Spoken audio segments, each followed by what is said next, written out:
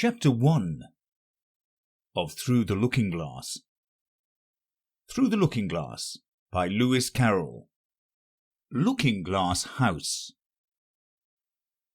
One thing was certain, that the white kitten had had nothing to do with it. It was the black kitten's fault entirely, for the white kitten had been having its face washed by the old cat for the last quarter of an hour, and bearing it pretty well considering. So you see that it couldn't have had any hand in the mischief. The way Dinah washed her children's faces was this.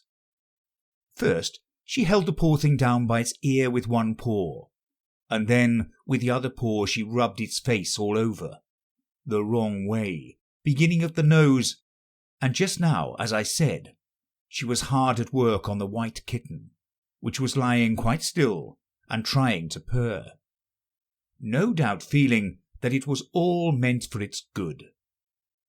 But the black kitten had been finished with earlier in the afternoon, and so, while Alice was sitting curled up in a corner of the great armchair, half talking to herself and half asleep, the kitten had been having a grand game of romps with the ball of worsted Alice had been trying to wind up, and had been rolling it up and down, till it had all come undone again, and there it was, spread over the hearthrug, all knots and tangles, with the kitten running after its own tail in the middle.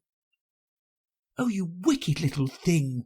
cried Alice, catching up the kitten, and giving it a little kiss to make it understand that it was in disgrace. "Really, Dinah ought to have taught you better manners. You ought, Dinah, you know you ought," she added, looking reproachfully at the old cat, and speaking in as cross a voice as she could manage. And then she scrambled back into the armchair, taking the kitten and the worsted with her, and began winding up the ball again. But she didn't get on very fast, as she was talking all the time, sometimes to the kitten and sometimes to herself. Kitty sat very demurely on her knee, pretending to watch the progress of the winding, and now and then putting out one paw and gently touching the ball as if it would be glad to help if it might. "Do you know what tomorrow is, Kitty?" Alice began. "You'd have guessed if you'd been up in the window with me. Only Dinah was making you tidy, so you couldn't. I was watching the boys getting in sticks for the bonfire. And it wants plenty of sticks, Kitty. Only it got so cold, and it snowed so, they had to leave off. Never mind, Kitty. We'll go and see the bonfire tomorrow." Here Alice wound 2 or 3 turns of the worsted round the kitten's neck, just to see how it would look. This led to a scramble in which the ball rolled down upon the floor, and yards of it got unwound again. "Do you know, I was so angry, Kitty," Alice went on, as soon as they were comfortably settled again, "when I saw all the mischief you had been doing. I was very nearly opening the window and putting you out into the snow, and you'd have deserved it, you little mischievous darling. What have you got to say for yourself? Now don't interrupt me," she went on, holding up one finger. "I'm going to tell you all your faults. Number 1, you squeaked twice while Dinah was washing your face this morning. Now you can't deny it, Kitty, I heard you. What's that you say?" pretending that the kitten was speaking. "Her paw went into your eye? Well, that's your fault, for keeping your eyes open. If you'd shut them tight up, it wouldn't have happened. Now don't make any more excuses, but listen. Number 2, you pulled Snowdrop away by the tail, just as I had put down the saucer of milk before her. What, you were thirsty, were you? How do you know she wasn't thirsty too? Now, for number 3, you unwound every bit of the worsted while I wasn't looking. That's 3 faults, Kitty, and you've not been punished for any of them yet. You know I'm saving up all your punishments for Wednesday week. Suppose they had saved up all my punishments, she went on, talking more to herself than the kitten. What would they do at the end of a year? I should be sent to prison, I suppose, when the day came. Or, let me see, suppose each punishment was to be going without a dinner. Then, when the miserable day came, I should have to go without 50 dinners at once. Well, I shouldn't mind that much. I'd rather go without them than eat them. Do you hear the snow against the window panes, Kitty? How nice and soft it sounds, just as if someone was kissing the window all over outside. I wonder if the snow loves the trees and fields, that it kisses them so gently, and then it covers them up snug, you know, with a white quilt, and perhaps it says, "Go to sleep, darlings, till the summer comes again." And when they wake up in the summer, Kitty, they dress themselves all green and dance about whenever the wind blows. Oh, that's very pretty, cried Alice, dropping the ball of worsted to clap her hands. I do so wish it was true. I'm sure the woods look sleepy in the autumn, when the leaves are getting brown. Kitty, can you play chess? Now don't smile, my dear, I'm asking it seriously. Because when we were playing just now, you watched just as if you understood it, and when I said check, you purred. Well, it was a nice check, Kitty, and really I might have won, if it hadn't been for the nasty knight that came wiggling down among my pieces. Kitty dear, let's pretend. And here I wish I could tell you half the things Alice used to say, beginning with her favourite phrase, let's pretend. She had quite a long argument with her sister only the day before, all because Alice had begun with, let's pretend we're kings and queens. And her sister, who liked being very exact, had argued that they couldn't, because there were only two of them, and Alice had been reduced at last to say, well, you can be one of them then, and I'll be all the rest.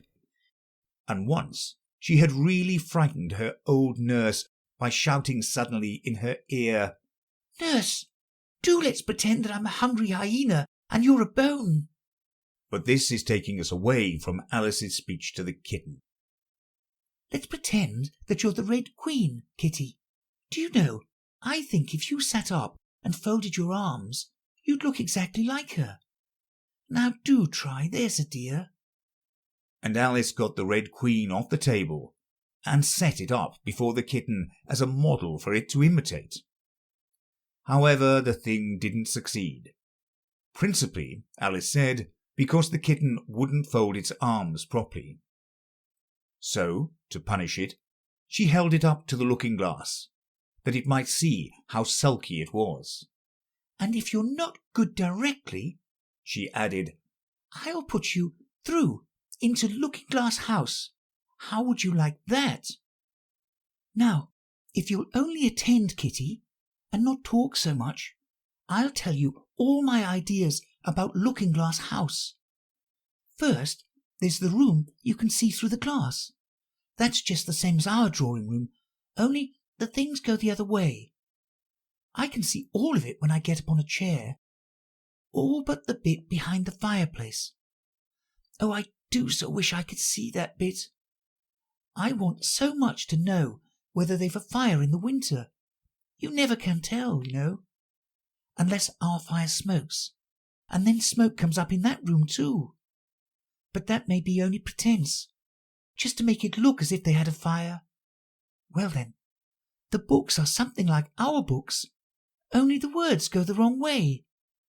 I know that because I've held up one of our books to the glass, and then they hold up one in the other room. How would you like to live in Looking-Glass House, Kitty? I wonder if they'd give you milk in there. Perhaps Looking-Glass milk isn't good to drink. But oh, Kitty, now we come to the passage. You can just see a little peep of the passage in Looking-Glass House if you leave the door of our drawing room wide open.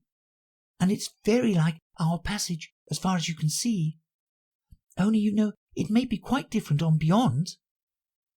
Oh, Kitty, how nice it would be if we could only get through into Looking Glass House. I'm sure it's got, oh, such beautiful things in it. Let's pretend there's a way of getting through into it, somehow, Kitty. Let's pretend the glass has got all soft like gauze, so that we can get through. Why, it's turning into a sort of mist now, I declare. It'll be easy enough to get through. She was up on the chimney-piece while she said this, though she hardly knew how she had got there. And certainly the glass was beginning to melt away, just like a bright silvery mist. In another moment Alice was through the glass, and had jumped lightly down into the looking-glass room. The very first thing she did was to look whether there was a fire in the fireplace, and she was quite pleased to find that there was a real one, blazing away as brightly as the one she had left behind. So I shall be as warm here as I was in the old room, thought Alice. Warmer, in fact, because there'll be no one here to scold me away from the fire. Oh, what fun it'll be when they see me through the glass in here and can't get at me. Then she began looking about, and noticed that what could be seen from the old room was quite common and uninteresting, but that all the rest was as different as possible. For instance, the pictures on the wall next to the fire seemed to be all alive, and the very clock on the chimney-piece, you know you can only see the back of it in the looking-glass, had got the face of a little old man grinning at her. They don't keep this room so tidy as the other, Alice thought to herself, as she noticed several of the chessmen down on the hearth among the cinders. But in another moment, with a little "oh" of surprise, she was down on her hands and knees watching them. The chessmen were walking about 2 and 2. Here are the Red King and the Red Queen, Alice said, in a whisper for fear of frightening them. And there are the White King and the White Queen sitting on the edge of the shovel. And here are 2 castles walking arm in arm. I don't think they can hear me, she went on, as she put her head closer down. And I'm nearly sure they can't see me. I feel somehow as if I were invisible. Here something began squeaking on the table behind Alice, and made her turn her head just in time to see one of the white pawns roll over and begin kicking. She watched it with great curiosity to see what would happen next. "It's the voice of my child," the White Queen cried out as she rushed past the king, so violently that she knocked him over among the cinders. "My precious Lily, my imperial kitten," and she began scrambling wildly up the side of the fender. "Imperial fiddlestick," said the king, rubbing his nose, which had been hurt by the fall. He had a right to be a little annoyed with the queen, for he was covered with ashes from head to foot. Alice was very anxious to be of use, and as the poor little Lily was nearly screaming herself into a fit, she hastily picked up the queen and set her on the table by the side of her noisy little daughter. The queen gasped and sat down. The rapid journey through the air had quite taken away her breath, and for a minute or two she could do nothing but hug the little Lily in silence. As soon as she had recovered her breath a little, she called out to the White King, who was sitting sulkily among the ashes, "Mind the volcano." "What volcano?" said the king, looking up anxiously into the fire, as if he thought that was the most likely place to find one. "Blow me up," panted the queen, who was still a little out of breath. "Mind you come up the regular way. Don't get blown up." Alice watched the White King as he slowly struggled up from bar to bar, till at last she said, "Why, You'll be hours and hours getting to the table at that rate. I'd far better help you, hadn't I?" But the king took no notice of the question. It was clear that he could neither hear nor see her. So Alice picked him up very gently and lifted him across more slowly than she had lifted the queen, that she mightn't take his breath away. But before she put him on the table, she thought she might as well dust him a little. He was so covered with ashes. She said afterwards that she had never seen in all her life such a face as the king made when he found himself held in the air by an invisible hand and being dusted. He was far too much astonished to cry out, but his eyes and his mouth went on getting larger and larger and rounder, till her hand shook so with laughter that she nearly let him drop upon the floor. "Oh, please don't make such faces, my dear," she cried out, quite forgetting that the king couldn't hear her. "You make me laugh so that I can hardly hold you. And don't keep your mouth so wide open. All the ashes will get into it. There, now I think you're tidy enough," she added, as she smoothed his hair and set him upon the table near the queen. The king immediately fell flat on his back, and he lay perfectly still, and Alice was a little alarmed at what she had done, and went round the room to see if she could find any water to throw over him.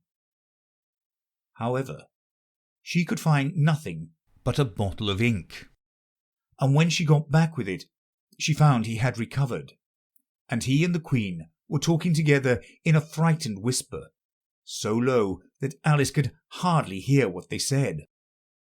The king was saying, "I assure you, my dear, I turned cold to the very ends of my whiskers."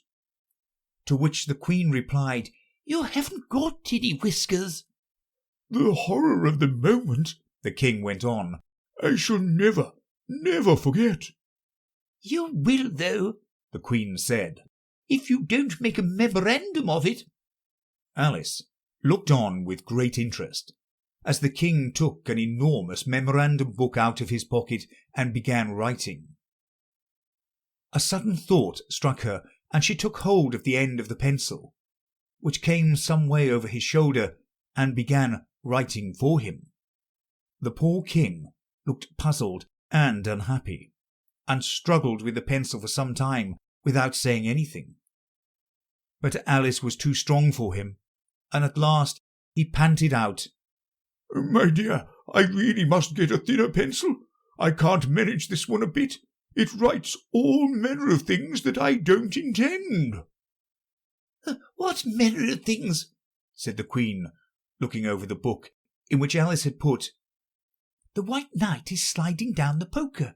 He balances very badly." "That's not a memorandum of your feelings." There was a book lying near Alice on the table, and while she sat watching the White King, for she was still a little anxious about him, and had the ink all ready to throw over him in case he fainted again, she turned over the leaves to find some parts that she could read. "For it's all in some language I don't know," she said to herself. It was like this: "Ik caurbaj, sevot itels et dina gilurb sot, e bo het ni elb mig dina erg did. Sevagorob et eru yismin la, batku sta emom et dina." She puzzled over this for some time, but at last a bright thought struck her. "Why, it's a looking-glass book, of course, and if I hold it up to the glass, the words will all go the right way." This was the poem that Alice read. Jabberwocky. 'Twas brillig, and the slithy toes did gyre and gimble in the wabe. All mimsy were the borogroves, and the mome raths out grabe. Beware the Jabberwock, my son, the jaws that bite, the claws that catch. Beware the Jubjub bird, and shun the frumious Bandersnatch. He took his vorpal sword in hand, long time the manxome foe he sought. So rested he by that tum-tum tree, and stood a while in thought. And as in uffish thought he stood, the Jabberwock with eyes of flame came whiffling through the tulgey wood, and burbled as it came. 1, 2, 1, 2, and through the vorpal blade went snicker-snack. He left it dead, and with its head he went galumphing back. And hast thou slain the Jabberwock? Come to my arms, my beamish boy, O frabjous day, Callooh-Callay, he chortled in his joy. 'Twas brillig, and the slithy toes did gyre and gimble in the wabe. All mimsy were the borogoves, and the mome raths outgrabe. "It seems very pretty," she said when she had finished it, "but it's rather hard to understand." You see, she didn't like to confess even to herself that she couldn't make it out at all. "Somehow it seems to fill my head with ideas, only I don't exactly know what they are. However, somebody killed something, that's clear at any rate. But oh," thought Alice, suddenly jumping up, "if I don't make haste, I shall have to go back through the looking-glass before I've seen what the rest of the house is like. Let's have a look at the garden first." She was out of the room in a moment, and ran downstairs. Or at least, it wasn't exactly running, but a new invention of hers for getting downstairs quickly and easily, as Alice said to herself. She kept the tips of her fingers on the handrail, and floated gently down without even touching the stairs with her feet. Then she floated on through the hall, and would have gone straight out at the door in the same way if she hadn't caught hold of the doorpost. She was getting a little giddy with so much floating in the air, and was rather glad to find herself walking again in the natural way. End of chapter 1.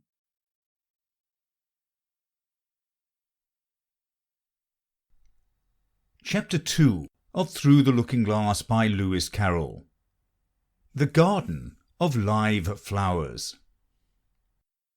"I should see the garden far better," said Alice to herself, "if I could get to the top of the hill. And here's a path that leads straight to it. At least, no, it doesn't do that." After going a few yards along the path and turning several sharp corners. "But I suppose it will at last. But how curious it twists! It's more like a corkscrew than a path. Well, this turn goes to the hill, I suppose. No, it doesn't. This goes straight back to the house. Well then, I'll try it the other way." And so she did, wandering up and down and trying turn after turn, but always coming back to the house, do what she would. Indeed, once, when she turned a corner rather more quickly than usual, she ran against it before she could stop herself. "It's no use talking about it," Alice said, looking up at the house and pretending it was arguing with her. "I'm not going in again yet. I know I should have to get through the looking-glass again, back into the old room, and there'd be an end of all my adventures." So, resolutely turning her back upon the house, she set out once more down the path, determined to keep straight on till she got to the hill. For a few minutes all went on well, and she was saying, "I really shall do it this time," when the path gave a sudden twist and shook itself, as she described it afterwards, and the next moment she found herself actually walking in at the door. "Oh, it's too bad," she cried. "I never saw such a house for getting in the way, never." However, there was the hill full in sight, so there was nothing to be done but start again. This time she came upon a large flower bed, with a border of daisies and a willow tree growing in the middle. "Oh, Tiger Lily," said Alice, addressing herself to one that was waving gracefully about in the wind. "I wish you could talk." "We can talk," said the Tiger Lily, "when there's anybody worth talking to." Alice was so astonished that she could not speak for a minute. It quite seemed to take her breath away. At length, as the Tiger Lily only went on waving about, she spoke again, in a timid voice, almost in a whisper. "And can all the flowers talk?" "As well as you can," said the Tiger Lily, "and a great deal louder." "It isn't manners for us to begin, you know," said the Rose. "And I really was wondering when you'd speak. Said I to myself, her face has got some sense in it, though it's not a clever one. Still, you're the right colour, and that goes a long way." "I don't care about the colour," the Tiger Lily remarked. "If only her petals curled up a little more, she'd be all right." Alice didn't like being criticised, so she began asking questions. "Aren't you sometimes frightened at being planted out here, with nobody to take care of you? There's the tree in the middle," said the Rose. "What else is it good for?" "But what could it do if any danger came?" Alice asked. "It says bow wow," cried a daisy. "That's why its branches are called boughs. Didn't you know that?" cried another daisy. And here they all began shouting together, till the air seemed quite full of little shrill voices. "Silence, every one of you!" cried the Tiger Lily, waving itself passionately from side to side and trembling with excitement. "They know I can't get at them," it panted, bending its quavering head towards Alice, "or they wouldn't dare to do it." "Never mind," Alice said in a soothing tone, and stooped down to the daisies, who were just beginning again. She whispered, "If you don't hold your tongues, I'll pick you." There was silence in a moment, and several of the pink daisies turned white. "That's right," said the Tiger Lily. "The daisies are worst of all. When one speaks, they all begin together, and it's enough to make one wither to hear the way they go on." "How is it you can all talk so nicely?" Alice said, hoping to get into a better temper by a compliment. "I've been in many gardens before, but none of the flowers could talk." "Put your hand down and feel the ground," said the Tiger Lily. "Then you'll know why." Alice did so. "It's very hard," she said, "but I don't see what that has to do with it."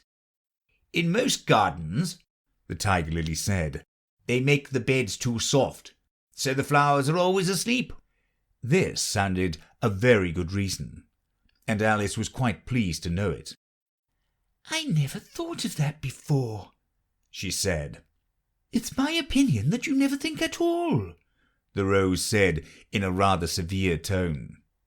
"I never saw anybody that looked stupider," a Violet said, so suddenly that Alice quite jumped, for it hadn't spoken before. "Hold your tongue," cried the Tiger Lily, "as if you ever saw anybody. You keep your head under the leaves and snore away there till you know no more what's going on in the world than if you were a bud." "Are there any more people in the garden besides me?" Alice said, not choosing to notice the Rose's last remark. "There's one other flower in the garden that can move about like you," said the Rose. "I wonder how you do it." "You're always wondering," said the Tiger Lily. "But she's more bushy than you are. Is she like me?" Alice asked eagerly, for the thought crossed her mind. "There's another little girl in the garden somewhere." "Well, she has the same awkward shape as you," the Rose said, "but she's redder, and her petals are shorter, I think." "Her petals are done up close, almost like a dahlia," the Tiger Lily remarked. "Not tumbling about anyhow like yours." "But that's not your fault," the Rose added kindly. "You're beginning to fade, you know, And then one can't help one's petals getting a little untidy. Alice didn't like this idea at all, so to change the subject she asked, "Does she ever come out here?" "I dare say you'll see her soon," said the Rose. "She's one of the thorny kind." "Where does she wear the thorns?" Alice asked with some curiosity. "Why, all around her head, of course," the Rose replied. "I was wondering you hadn't got some too. I thought it was the regular rule." "She's coming!" cried the Larkspur. "I hear her footsteps thump, thump, thump along the gravel walk." Alice looked round eagerly and found that it was the Red Queen. "She's grown a great deal," was her first remark. She had indeed. When Alice first found her in the ashes, she had been only 3 inches high, and here she was half a head taller than Alice herself. "It's the fresh air that does it," said the Rose. "Wonderfully fine air it is out here. I think I'll go and meet her," said Alice. For though the flowers were interesting enough, she felt that it would be far grander to have a talk with a real queen. "You can't possibly do that," said the Rose. "I should advise you to walk the other way." This sounded nonsense to Alice, so she said nothing, but set off at once towards the Red Queen. To her surprise, she lost sight of her in a moment, and found herself walking in at the front door again. A little provoked, she drew back, and after looking everywhere for the Queen, whom she spied out at last a long way off, she thought she would try the plan this time of walking in the opposite direction. It succeeded beautifully. She had not been walking a minute before she found herself face to face with the Red Queen, and full in sight of the hill she had been so long aiming at. "Where do you come from?" said the Red Queen. "And where are you going? Look up, speak nicely, and don't twiddle your fingers all the time." Alice attended to all these directions, and explained as well as she could that she had lost her way. "I don't know what you mean by your way," said the Queen. "All the ways about here belong to me. But why did you come out here at all?" she added in a kinder tone. "Curtsy while you're thinking what to say. It saves time." Alice wondered a little at this, but she was too much in awe of the Queen to disbelieve it.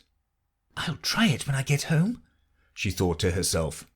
"The next time I'm a little late for dinner." "It's time for you to answer now," the Queen said, looking at her watch.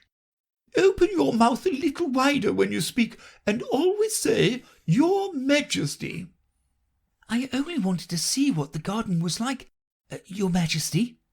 "That's right," said the Queen, patting her on the head, which Alice didn't like at all.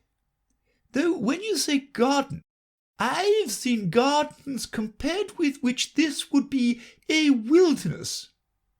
Alice didn't dare to argue the point, but went on, "And I thought I'd try and find my way to the top of that hill." "When you say hill," the Queen interrupted, "I could show you hills in comparison with which you'd call that a valley." "No, I shouldn't," said Alice, surprised into contradicting her at last. "A hill can't be a valley, you know. That would be nonsense." The Red Queen shook her head. "You may call it nonsense if you like," she said, "but I've heard nonsense, compared with which that would be as sensible as a dictionary." Alice curtsied again, as she was afraid from the Queen's tone that she was a little offended, and they walked on in silence till they got to the top of the little hill. For some minutes Alice stood without speaking, looking out in all directions over the country, and a most curious country it was. There were a number of tiny little brooks running straight across it from side to side, and the ground between was divided up into squares by a number of little green hedges that reached from brook to brook. "I declare it's marked out just like a large chessboard," Alice said at last. "There ought to be some men moving about somewhere.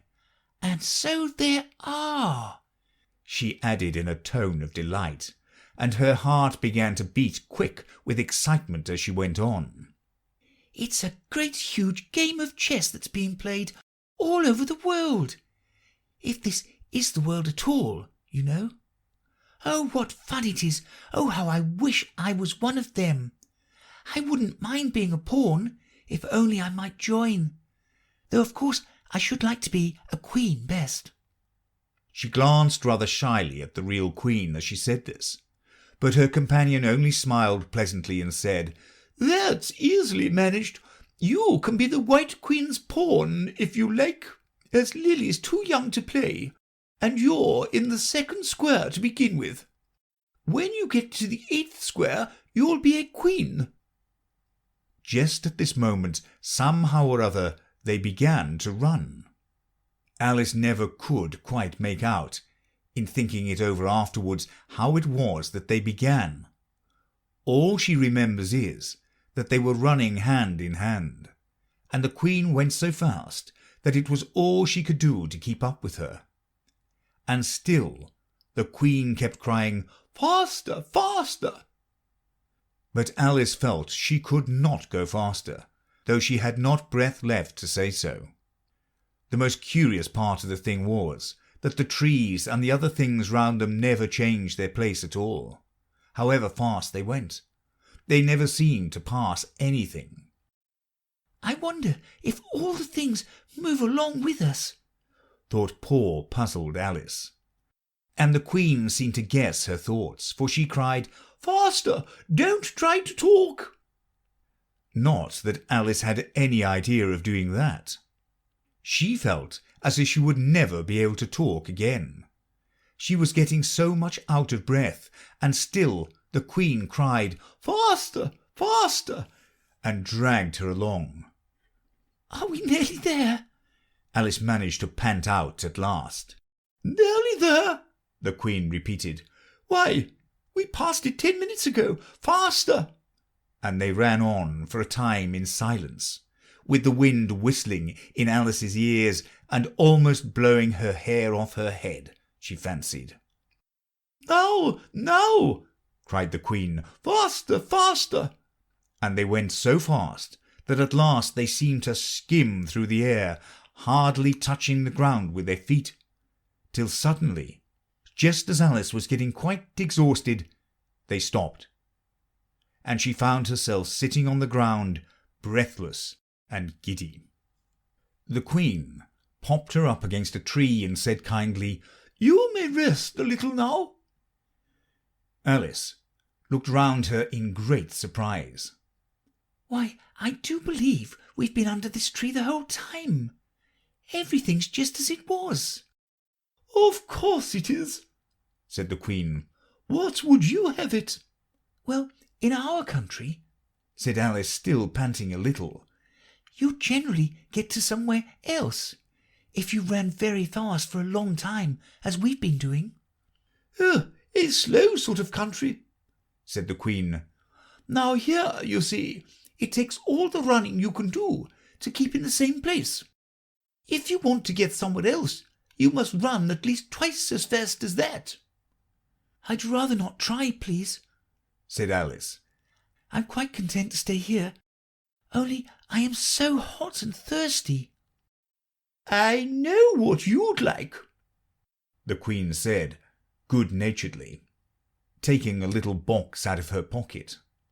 "Have a biscuit." Alice thought it would not be civil to say no, though it wasn't at all what she wanted. So she took it and ate it as well as she could, and it was very dry, and she thought she had never been so nearly choked in all her life. "While you're refreshing yourself," said the queen, "I'll just take the measurements." And she took a ribbon out of her pocket marked in inches, and began measuring the ground and sticking little pegs in here and there. "At the end of 2 yards," she said, putting in a peg to mark the distance, "I shall give you directions. Have another biscuit?" "No, thank you," said Alice. "One's quite enough." "Thirst quenched, I hope," said the Queen. Alice did not know what to say to this, but luckily the Queen did not wait for an answer, but went on. "At the end of 3 yards I shall repeat them, for fear of your forgetting them. At the end of 4 I shall say good-bye, and at the end of 5 I shall go." She had got all the pegs put in by this time, and Alice looked on with great interest as she returned to the tree, and then began slowly walking down the row. At the 2-yard peg she faced round and said, "A pawn goes 2 squares in its first move, you know, so you'll go very quickly through the 3rd square. By railway, I should think, and you'll find yourself in the 4th square in no time. Well, that square belongs to Tweedledum and Tweedledee. The 5th is mostly water. The 6th belongs to Humpty Dumpty. But you make no remark." I didn't know I had to make one just then," Alice faltered out. "You should have said, 'It's extremely kind of you to tell me all this.' However, we'll suppose it said, 'The 7th square is all forest. However, one of the knights will show you the way. And in the 8th square we shall be queens together, and it's all feasting and fun.'" Alice got up and curtsied and sat down again. At the next peg the Queen turned again, and this time she said, "Speak in French when you can't think of the English for a thing. Turn out your toes as you walk, and remember who you are." She did not wait for Alice to curtsy this time, but walked on quickly to the next peg, where she turned for a moment to say good-bye, and then hurried on to the last. How it happened, Alice never knew, but exactly as she came to the last peg, she was gone. Whether she vanished into the air, or whether she ran quickly into the wood. "And she can run very fast," thought Alice. There was no way of guessing, but she was gone, and Alice began to remember that she was a pawn, and that it would soon be time for her to move. End of chapter 2.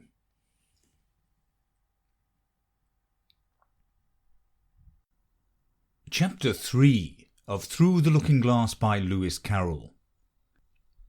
Looking glass insects. Of course, the first thing to do was to make a grand survey of the country she was going to travel through. "It's something very like learning geography," thought Alice, as she stood on tiptoe in hopes of being able to see a little further. "Principal rivers? There are none. Principal mountains? I'm on the only one, but I don't think it's got any name. Principal towns? Why, what are those creatures making honey down there? They can't be bees. Nobody ever saw bees a mile off, you know." And for some time she stood silent, watching one of them that was bustling about among the flowers, poking its proboscis into them. "Just as if it was a regular bee," thought Alice. However, this was anything but a regular bee. In fact, it was an elephant, as Alice soon found out, though the idea quite took her breath away at first. "And what enormous flowers they must be," was her next idea. "Something like cottages with the roofs taken off and stalks put to them. And what quantities of honey they must make. I think I'll go down and... No, I won't just yet," she went on, checking herself just as she was beginning to run down the hill and trying to find some excuse for turning shy so suddenly. "It'll never do to go down among them without a good long branch to brush them away.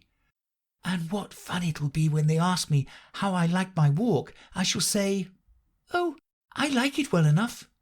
Here comes the favourite little toss of the head. only it was so dusty and hot, and the elephant did tease so. I think I'll go down the other way," she said after a pause. "and perhaps I may visit the elephants later on, because I do so want to get into the third square."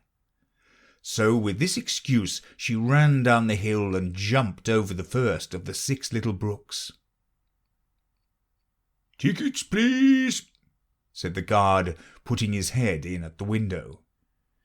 In a moment everybody was holding out a ticket. They were about the same size as the people, and quite seemed to fill the carriage. "Now then, show your ticket, child," the guard went on, looking angrily at Alice. And a great many voices all said together, "Like the chorus of a song," thought Alice. "Don't keep him waiting, child. Why, his time is worth £1,000 a minute." "I'm afraid I haven't got one," Alice said in a frightened tone. "There wasn't a ticket office where I came from." And again the chorus of voices went on. "There wasn't room for one where she came from. The land there is worth £1,000 an inch." "Don't make excuses," said the guard. "You should have bought one from the engine driver." And once more the chorus of voices went on with, "The man that drives the engine, why, the smoke alone is worth £1,000 a puff." Alice thought to herself, "Then there's no use in speaking."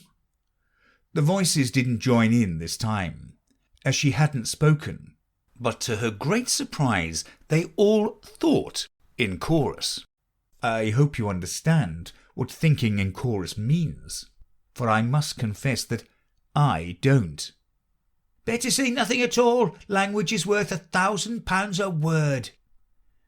"I shall dream about £1,000 tonight. I know I shall," thought Alice. All this time the guard was looking at her, first through a telescope, then through a microscope, and then through an opera glass. At last he said, "You're travelling the wrong way," and shut up the window and went away.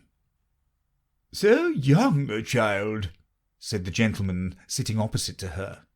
He was dressed in white paper. "Ought to know which way she's going, even if she doesn't know her own name." A goat that was sitting next to the gentleman in white shut his eyes and said in a loud voice, "She ought to know her way to the ticket office, even if she doesn't know her alphabet." There was a beetle sitting next to the goat.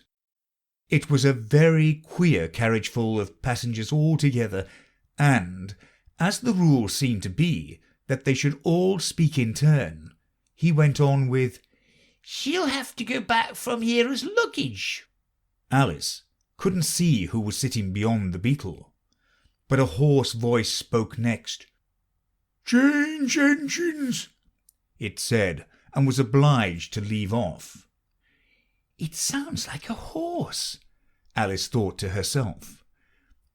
And an extremely small voice close to her ear said, "You might make a joke on that. Something about horse and horse, you know." Then a very gentle voice in the distance said, "She must be labelled Lass with Care, you know."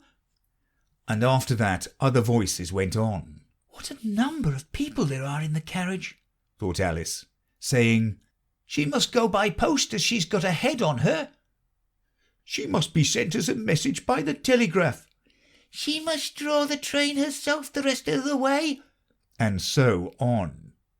But the gentleman dressed in white paper leaned forward and whispered in her ear, "Never mind what they all say, my dear, but take a return ticket every time the train stops."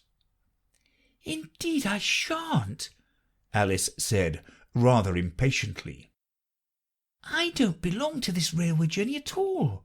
I was in a wood just now, and I wish I could get back there." "You might make a joke on that," said the little voice close to her ear.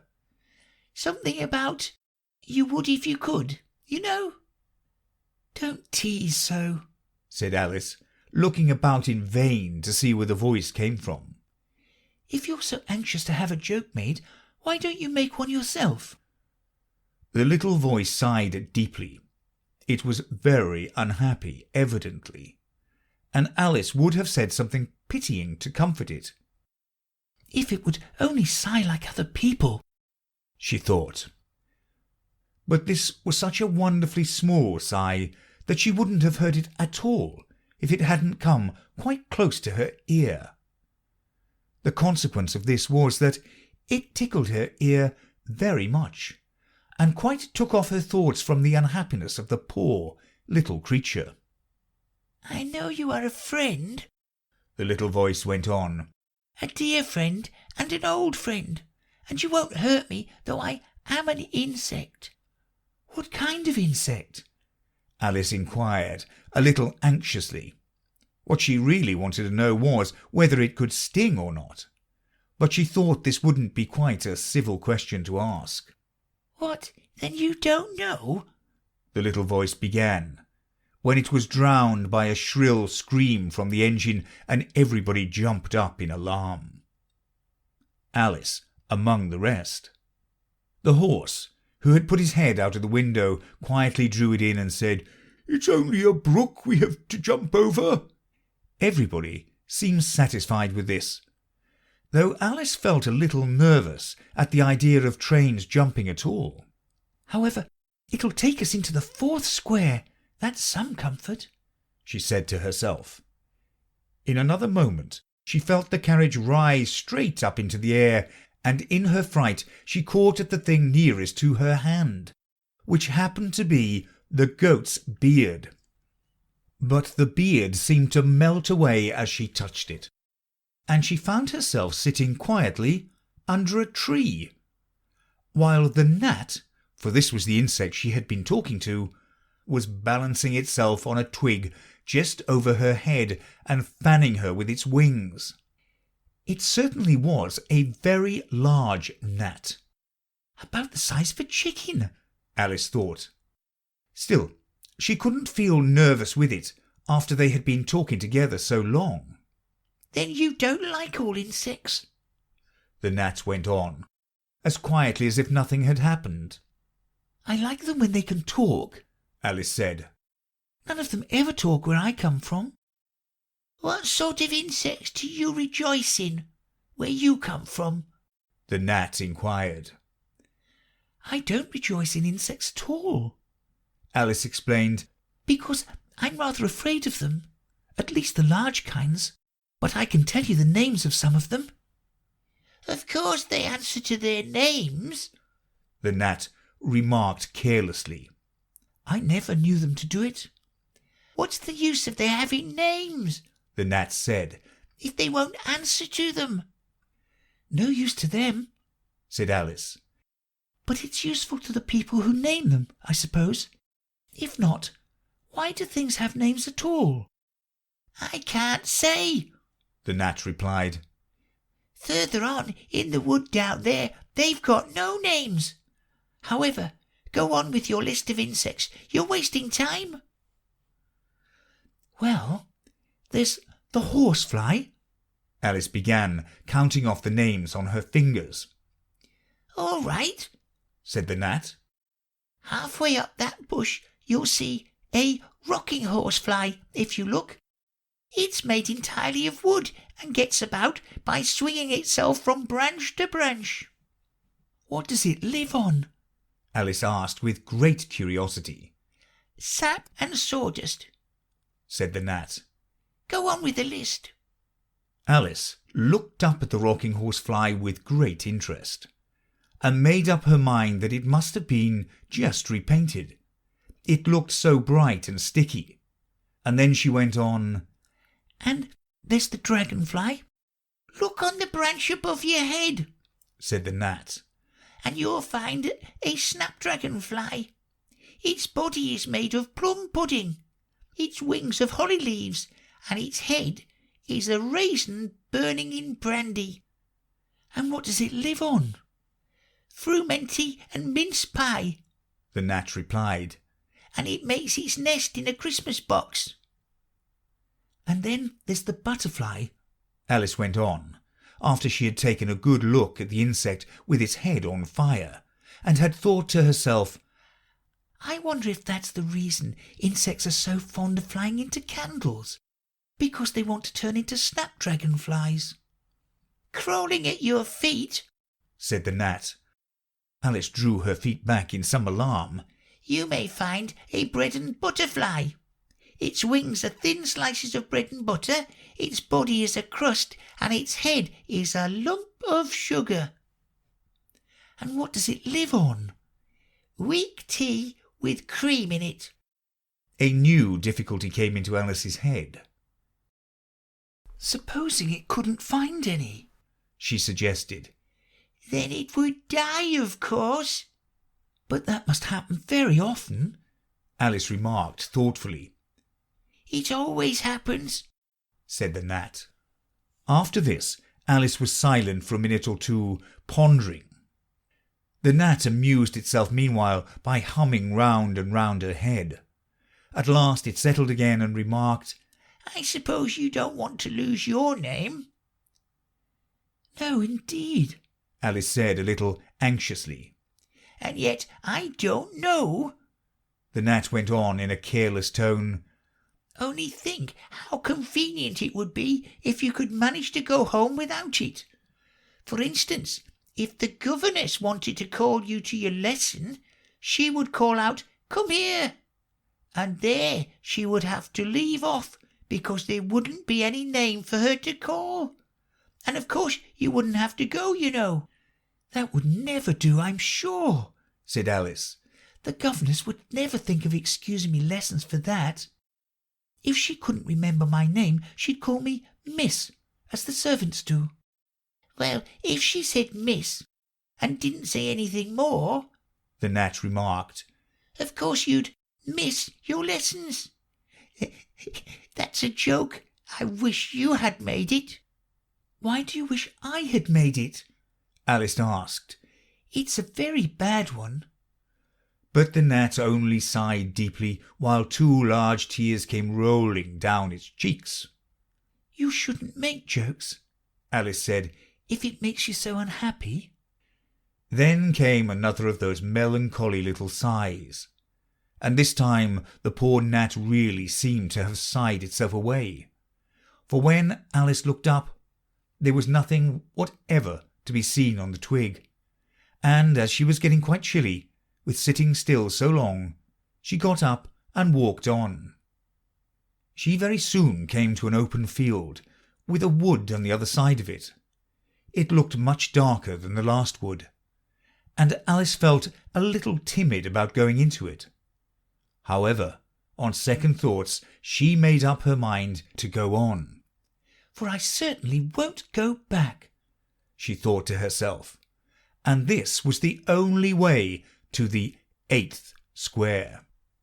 This must be the wood, she said thoughtfully to herself, where things have no names. I wonder what will become of my name when I go in. I shouldn't like to lose it at all, because they'd have to give me another, and it would be almost certain to be an ugly one. But then the fun would be trying to find a creature that had got my old name. That's just like advertisements, you know, when people lose dogs. Answers to the name of Dash had on a brass collar. Just fancy calling everything you met Alice till one of them answered, only they wouldn't answer at all if they were wise. She was rambling on in this way when she reached the wood. It looked very cool and shady.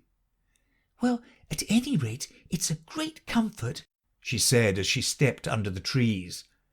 After being so hot, to get into what? She went on, rather surprised at not being able to think of the word. I mean to get under this, you know, putting her hand on the trunk of a tree. What does it call itself, I wonder? I do believe it's got no name. Why, to be sure it hasn't. She stood silent for a minute thinking. Then she suddenly began again. Then it really has happened after all. And now, who am I? I will remember if I can. I'm determined to do it. But being determined didn't help much, and all she could say after a great deal of puzzling was, L. I know it begins with L. Just then a fawn came wandering by. It looked at Alice with its large, gentle eyes, but didn't seem at all frightened. Here then, Alice said as she held out her hand and tried to stroke it. But it only started back a little and then stood looking at her again. What do you call yourself? The fawn said at last. Such a soft, sweet voice it had. I wish I knew, thought poor Alice. She answered rather sadly. Nothing just now. Think again, it said. That won't do. Alice thought, but nothing came of it. Please would you tell me what you call yourself? She said timidly. I think that might help a little. I'll tell you if you'll move a little further on, the fawn said. I can't remember here. So they walked on together through the wood, Alice with her arms clasped lovingly round the neck of the fawn, till they came out into another open field, and here the fawn gave a sudden bound into the air and shook itself free from Alice's arms. I'm a fawn, it cried out in a voice of delight. And, dear me, you're a human child. A sudden look of alarm came into its beautiful brown eyes, and in another moment it had darted away at full speed. Alice stood looking after it, almost ready to cry with vexation at having lost her dear little fellow traveller so suddenly. However, I know my name now, she said. That's some comfort. Alice, Alice, I won't forget it again. And now, which of these finger posts ought I to follow, I wonder? It was not a very difficult question to answer, as there was only one road through the wood, and the two finger posts both pointed along it. I'll settle it, Alice said to herself, when the road divides and they point different ways. But this did not seem likely to happen. She went on and on a long way, but wherever the road divided there were sure to be two finger posts pointing the same way, one marked to Tweedledum's house, and the other to the house of Tweedledee. I do believe, said Alice at last, that they live in the same house. I wonder I never thought of that before. But I can't stay there long. I'll just call and say, how do you do, and ask them the way out of the wood. If I could only get to the 8th square before it gets dark. So she wandered on, talking to herself as she went, till, on turning a sharp corner, she came upon two fat little men, so suddenly that she could not help starting back. But in another moment she recovered herself, feeling sure that they must be... End of chapter 3.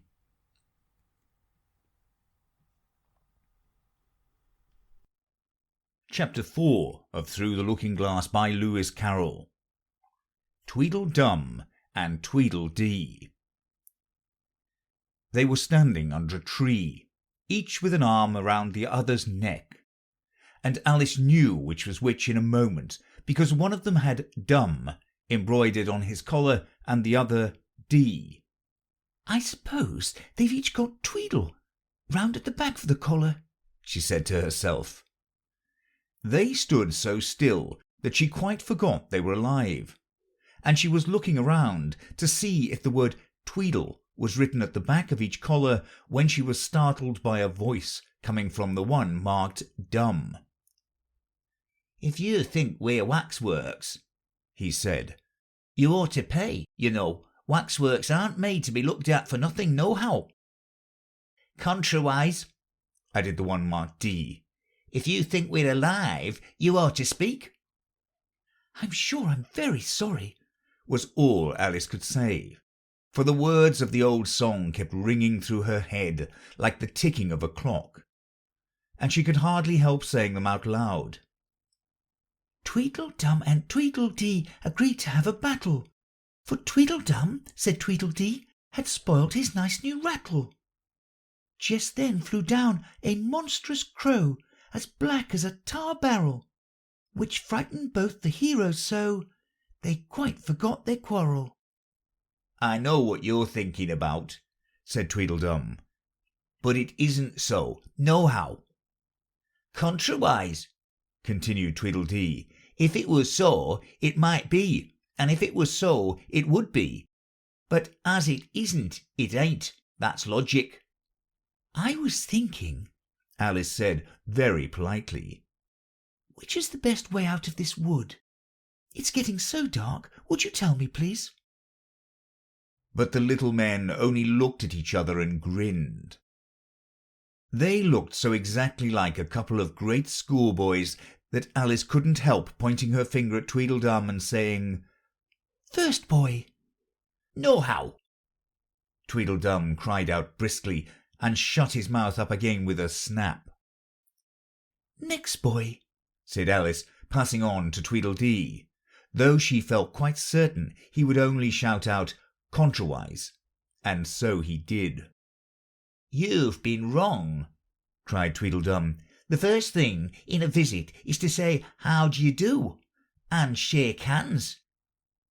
And here the two brothers gave each other a hug, and then they held out the two hands that were free to shake hands with her. Alice did not like shaking hands with either of them first, for fear of hurting the other one's feelings. So, as the best way out of the difficulty, she took hold of both hands at once. The next moment they were dancing round in a ring. This seemed quite natural, she remembered afterwards, and she was not even surprised to hear music playing. It seemed to come from the tree under which they were dancing, and it was done, as well as she could make it out, by the branches rubbing one across the other like fiddles and fiddlesticks. "But it certainly was funny," Alice said afterwards, when she was telling her sister the history of all this. "to find myself singing 'Here we go round the mulberry bush.' I don't know when I began it, but somehow I felt as if I'd been singing it for a long time." The other two dancers were fat, and very soon out of breath. "4 times round is enough for one dance," Tweedledum panted out, and they left off dancing as suddenly as they had begun. The music stopped at the same moment. Then they let go of Alice's hands and stood looking at her for a minute. There was a rather awkward pause, as Alice didn't know how to begin a conversation with people she had just been dancing with. "It would never do to say 'How do you do now?'" she said to herself. "We seem to have got beyond that somehow. I hope you're not much tired," she said at last. "Nohow, and thank you very much for asking," said Tweedledum. "So much obliged," added Tweedledee. "You like poetry?" "Yes, pretty well. Some poetry," Alice said doubtfully. "Would you tell me which road leads out of the woods?" "What shall I repeat to her?" said Tweedledee, looking round at Tweedledum with great solemn eyes, and not noticing Alice's question. "The Walrus in the Carpenter is the longest," Tweedledum replied, giving his brother an affectionate hug. Tweedledee began instantly. "The sun was shining." Here Alice ventured to interrupt him. "If it's very long," she said as politely as she could, "would you please tell me first which road—" Tweedledee smiled gently and began again. "The sun was shining on the sea, shining with all his might. He did his very best to make the billows smooth and bright. And this was odd because it was the middle of the night. The moon was shining sulkily because she thought the sun had got no business to be there after the day was done. It's very rude of him, she said, to come and spoil the fun. The sea was wet as wet could be. The sands were dry as dry. You could not see a cloud because no cloud was in the sky. No birds were flying overhead. there were no birds to fly. The Walrus and the Carpenter were walking close at hand. They wept like anything to see such quantities of sand. If this were only cleared away, they said, it would be grand. If 7 maids with 7 mops swept it for half a year, do you suppose, the Walrus said, that they could get it clear? I doubt it, said the Carpenter, and shed a bitter tear. Oh, oysters, come and walk with us, the Walrus did beseech. A pleasant walk, a pleasant talk, along the briny beach. We cannot do with more than 4 to give a hand to each. The eldest oyster looked at him, but never a word he said. The eldest oyster winked his eye and shook his heavy head, meaning to say he did not choose to leave the oyster bed. But 4 young oysters hurried up, all eager for the treat. Their coats were brushed, their faces washed, their shoes were clean and neat. And this was odd, because, you know, they hadn't any feet. 4 other oysters followed them, and yet another 4, and thick and fast they came at last, and more and more and more, all hopping through the frothy waves and scrambling to the shore. The Walrus and the Carpenter walked on a mile or so, and then they rested on a rock conveniently low, and all the little oysters stood and waited in a row. The time has come, the Walrus said, to talk of many things, of shoes and ships and sealing wax, of cabbages and kings, and why the sea is boiling hot, and whether pigs have wings. But wait a bit, the oysters cried, before we have our chat, for some of us are out of breath, and all of us are fat. No hurry, said the Carpenter. They thanked him much for that. A loaf of bread, the Walrus said, is what we chiefly need. Pepper and vinegar besides are very good indeed.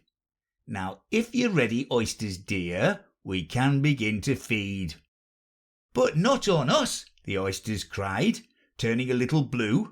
After such kindness, that would be a dismal thing to do. The night is fine, the Walrus said. Do you admire the view? It was so kind of you to come, and you are very nice. The Carpenter said nothing, but cut us another slice. I wish you were not quite so deaf. I've had to ask you twice. It seems a shame, the Walrus said, to play them such a trick, after we've brought them out so far and made them trot so quick. The Carpenter said nothing, but the butter's spread too thick. I weep for you, the Walrus said. I deeply sympathise. With sobs and tears he sorted out those of the larger size, holding his pocket handkerchief before his streaming eyes. Oh, oysters, said the Carpenter, you've had a pleasant run. Shall we be trotting home again? But answers came there none, and that was scarcely odd, because they'd eaten every one. I like the Walrus best, said Alice, because, you see, he was a little sorry for the poor oysters. He ate more than the Carpenter, though, said Tweedledee. You see, he held his handkerchief in front so that Carpenter couldn't count how many he took, contrawise. That was mean, Alice said indignantly. Then I like the Carpenter best, if he didn't eat so many as the Walrus. But he ate as many as he could get, said Tweedledum. This was a puzzler. After a pause, Alice began, Well, they were both very unpleasant characters. Here she checked herself in some alarm at hearing something that sounded to her like the puffing of a large steam engine in the wood near them, though she feared it was more likely to be a wild beast. Are there any lions or tigers about here? She asked timidly. It's only the Red King snoring, said Tweedledee. Come and look at him, the brothers cried, and they each took one of Alice's hands and led her up to where the king was sleeping. Isn't he a lovely sight? said Tweedledum. Alice couldn't say honestly that he was. He had a tall red nightcap on with a tassel, and he was lying crumpled up in a sort of untidy heap and snoring loud. Fit to snore his head off, as Tweedledum remarked. I'm afraid he'll catch cold with lying on the damp grass, said Alice, who was a very thoughtful little girl. He's dreaming now, said Tweedledee. And what do you think he's dreaming about? Alice said, Nobody can guess that. Why, about you, Tweedledee exclaimed, clapping his hands triumphantly. And if he left off dreaming about you, where do you suppose you'd be? Where I am now, of course, said Alice. Not you, Tweedledee retorted contemptuously. You'd be nowhere. Why, you're only a sort of thing in his dream.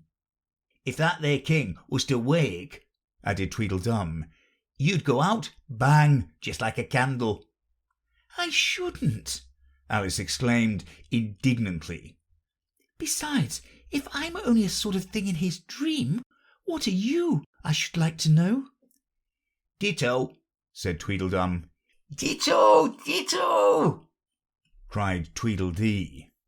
He shouted this so loud that Alice couldn't help saying, Hush, you'll be waking him. I'm afraid if you make so much noise. Well, it's no use your talking about waking him, said Tweedledum, when you're only one of the things in his dream. You know very well you're not real. I am real, said Alice, and began to cry. You won't make yourself a bit realer by crying, Tweedledee remarked. There's nothing to cry about. If I wasn't real, Alice said, half laughing through her tears. It all seemed so ridiculous. I shouldn't be able to cry. I hope you don't suppose those are real tears, Tweedledum interrupted in a tone of great contempt. I know they're talking nonsense, Alice thought to herself, and it's foolish to cry about it. So she brushed away her tears and went on as cheerfully as she could. At any rate, I'd better be getting out of the wood, for really it's coming on very dark. Do you think it's going to rain? Tweedledum spread a large umbrella over himself and his brother and looked up into it. No, I don't think it is, he said. At least, not under here, nohow. But it may rain outside. It may if it chooses, said Tweedledee. We've no objection, contrariwise.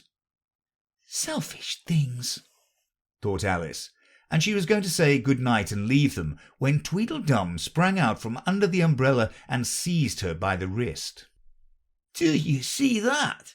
He said in a voice choking with passion, and his eyes grew large and yellow all in a moment as he pointed with a trembling finger at a small white thing lying under the tree.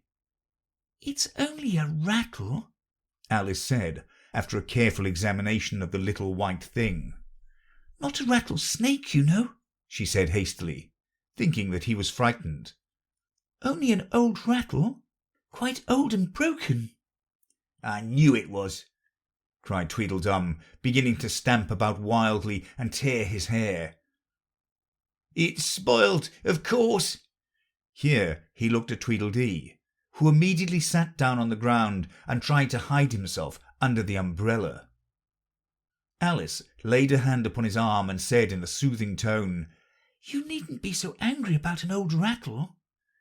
But it isn't old, Tweedledum cried in a greater fury than ever. It's new, I tell you. I bought it yesterday, my nice new rattle. And his voice rose to a perfect scream. All this time Tweedledee was trying his best to fold up the umbrella with himself in it, which was such an extraordinary thing to do that it quite took off Alice's attention from the angry brother. But he couldn't quite succeed, and it ended in his rolling over, bundled up in the umbrella, with only his head out, and there he lay, opening and shutting his mouth and his large eyes. Looking more like a fish than anything else, Alice thought. Of course, you agreed to have a battle, Tweedledum said in a calmer tone. I suppose so, the other sulkily replied as he crawled out of the umbrella. Only she must help us to dress up, you know.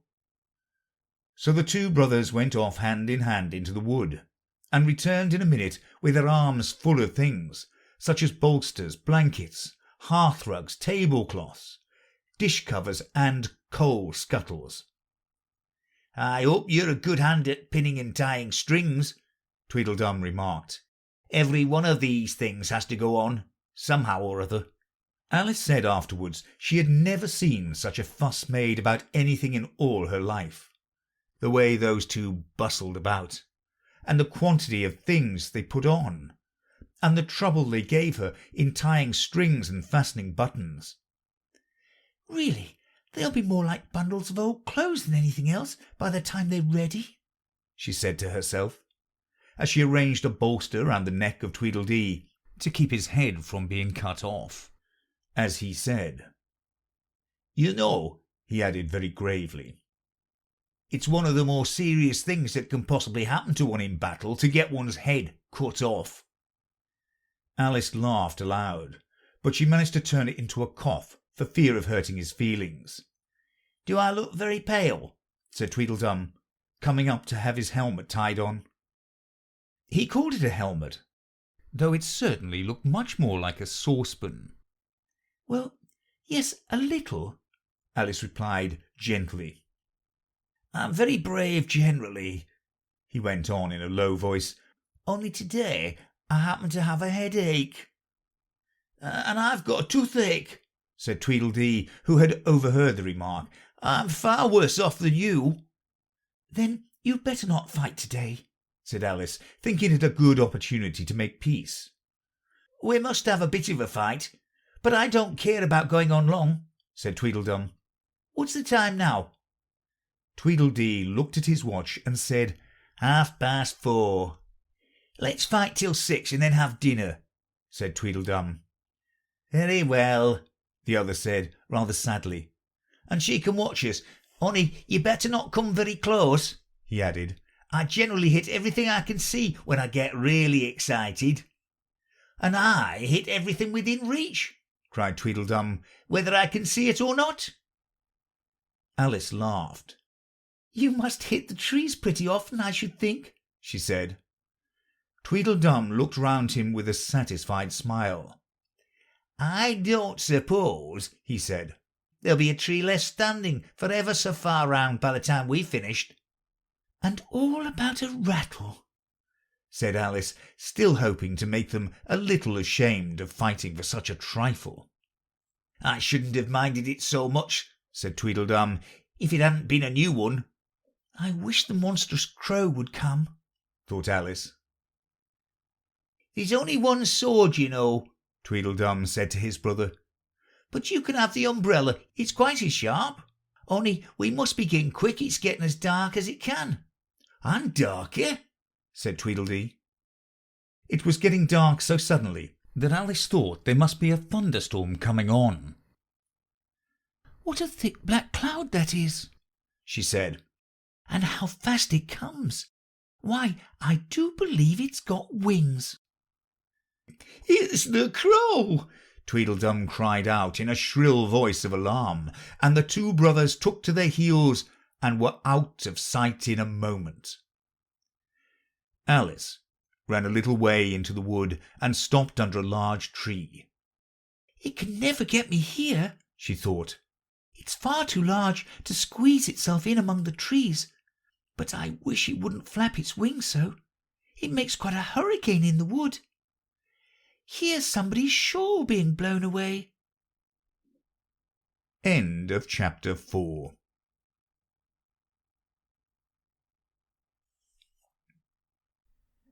Chapter 5 of Through the Looking Glass by Lewis Carroll. Wool and Water. She caught the shawl as she spoke, and looked about for the owner. In another moment the White Queen came running wildly through the wood, with both arms stretched out wide as if she were flying, and Alice very civilly went to meet her with the shawl. "I'm very glad I happened to be in the way," Alice said, as she helped her to put on her shawl again.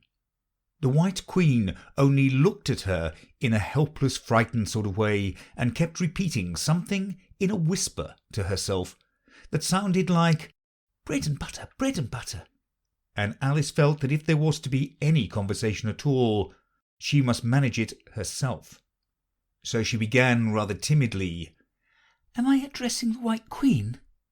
Well, yes, if you call that addressing, the Queen said. It isn't my notion of the thing at all. Alice thought it would never do to have an argument at the very beginning of their conversation, so she smiled and said, If your Majesty will only tell me the right way to begin, I'll do it as well as I can. But I don't want it done at all, groaned the poor Queen. I've been addressing myself for the last 2 hours. It would have been all the better, as it seemed to Alice, if she had got someone else to dress her. She was so dreadfully untidy. Every single thing's crooked, Alice thought to herself, and she's all over pins. May I put your shawl straight for you? She added aloud. I don't know what's the matter with it, the Queen said in a melancholy voice. It's out of temper, I think. I've pinned it here and I've pinned it there, but there's no pleasing it. It can't go straight, you know, if you pin it all on one side, Alice said, as she gently put it right for her. And dear me, what a state your hair is in. The brush has got entangled in it, the Queen said with a sigh, and I lost the comb yesterday. Alice carefully released the brush and did her best to get the hair into order. Come, you look rather better now, she said, after altering most of the pins. But really, you should have a lady's maid. I'm sure I'll take you with pleasure, the Queen said. 2pence a week and jam every day. Alice couldn't help laughing as she said, I don't want you to hire me, and I don't care for jam. It's very good jam, the Queen said. Well, I don't want any today, at any rate. You couldn't have it if you did want it, the Queen said. The rule is jam tomorrow and jam yesterday, but never jam today. It must come sometimes to jam today, Alice objected. No, it can't, said the Queen. It's jam every other day. Today isn't any other day, you know. I don't understand you, said Alice. It's dreadfully confusing. That's the effect of living backwards, the Queen said kindly. It always makes one a little giddy at first. Living backwards?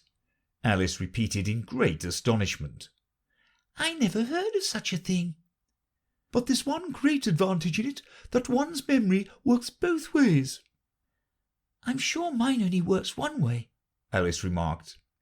I can't remember things before they happen. It's a poor sort of memory that only works backwards, the Queen remarked. What sort of things do you remember best? Alice ventured to say. Oh, things that happened the week after next, the Queen replied in a careless tone. For instance now, she went on, sticking a large piece of plaster on her finger as she spoke. There's the King's messenger. He is in prison now, being punished, and the trial doesn't even begin till next Wednesday, and of course the crime comes last of all. Suppose he never commits the crime, said Alice. That would be all the better, wouldn't it? The Queen said as she bound the plaster round her finger with a bit of ribbon. Alice felt that there was no denying that. Of course it would be all the better, she said. But it wouldn't be all the better his being punished. You're wrong there, at any rate, said the Queen. Were you ever punished? Only for faults, said Alice. And you were all the better for it, I know, the Queen said triumphantly. Yes, but then I had done the things I was punished for, said Alice. That makes all the difference. But if you hadn't done them, the Queen said, that would have been better still, better and better and better. Her voice went higher with each better, till it got quite to a squeak at last.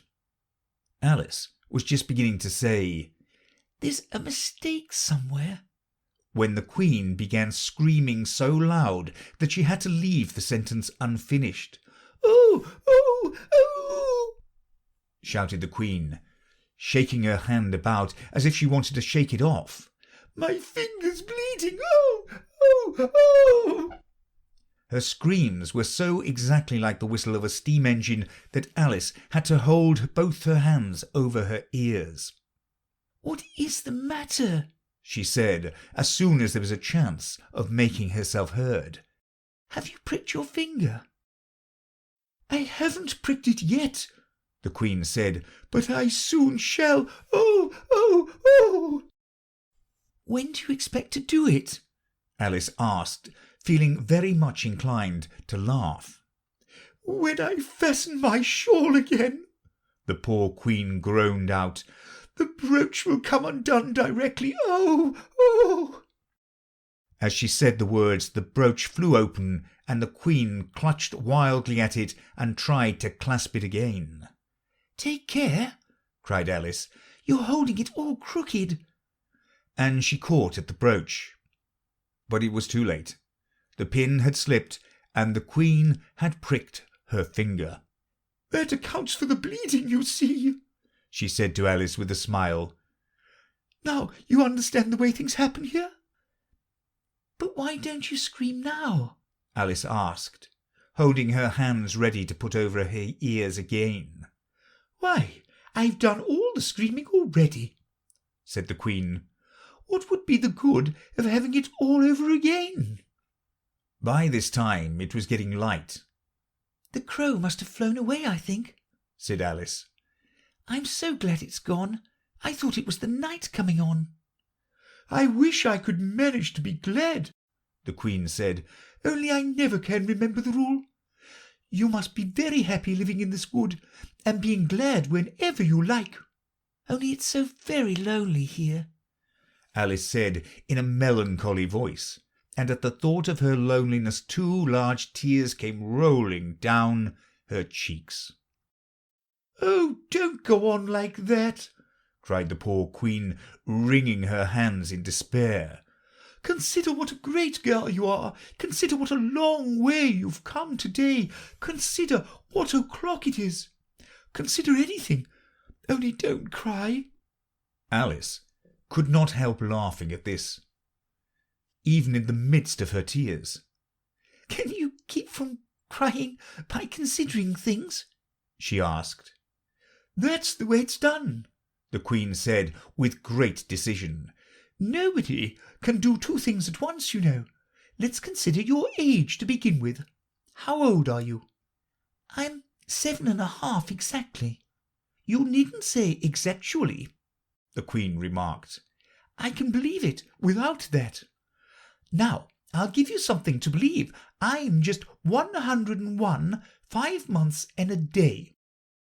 "I can't believe that," said Alice. "Can't you?" the Queen said in a pitying tone. "Try again. Draw a long breath and shut your eyes." Alice laughed. "There's no use trying," she said. "One can't believe impossible things."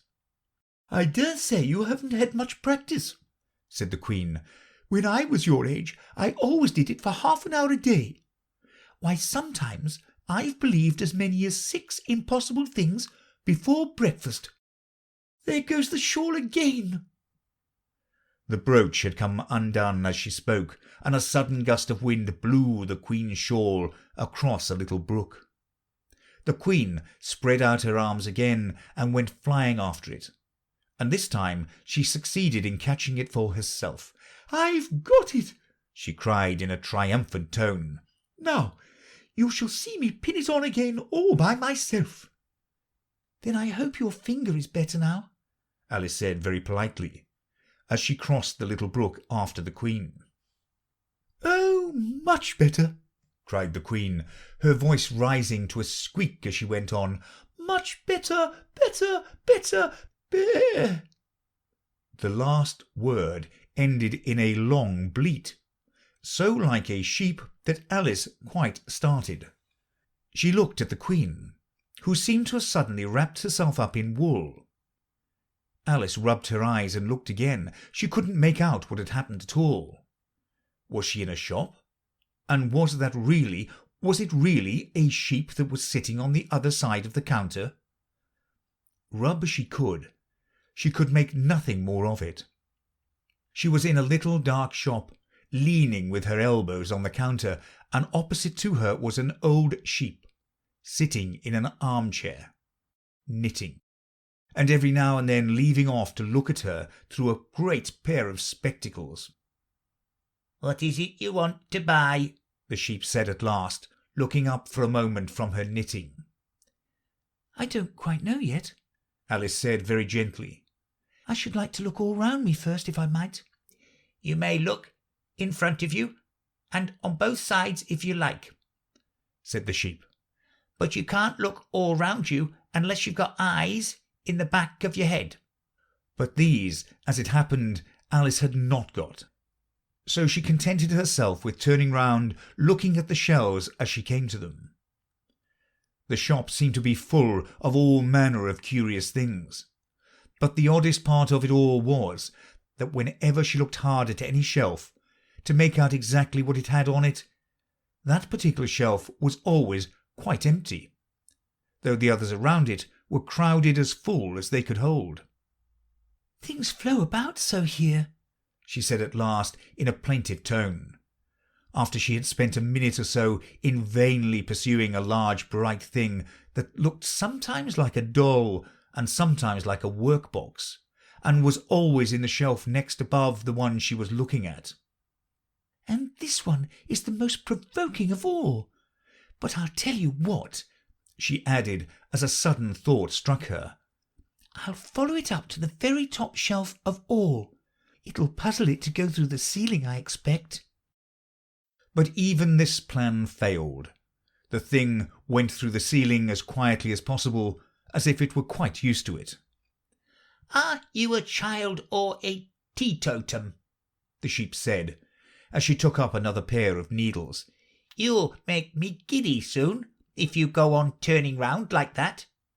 She was now working with 14 pairs at once, and Alice couldn't help looking at her in great astonishment. "How can she knit with so many?" the puzzled child thought to herself. "She gets more and more like a porcupine every minute." "Can you row?"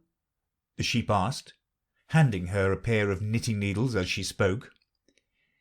"Yes, a little, but not on land, and not with needles." Alice was beginning to say, when suddenly the needles turned into oars in her hands, and she found they were in a little boat gliding along between banks, so there was nothing for it but to do her best. "Feather!" cried the sheep, as she took up another pair of needles.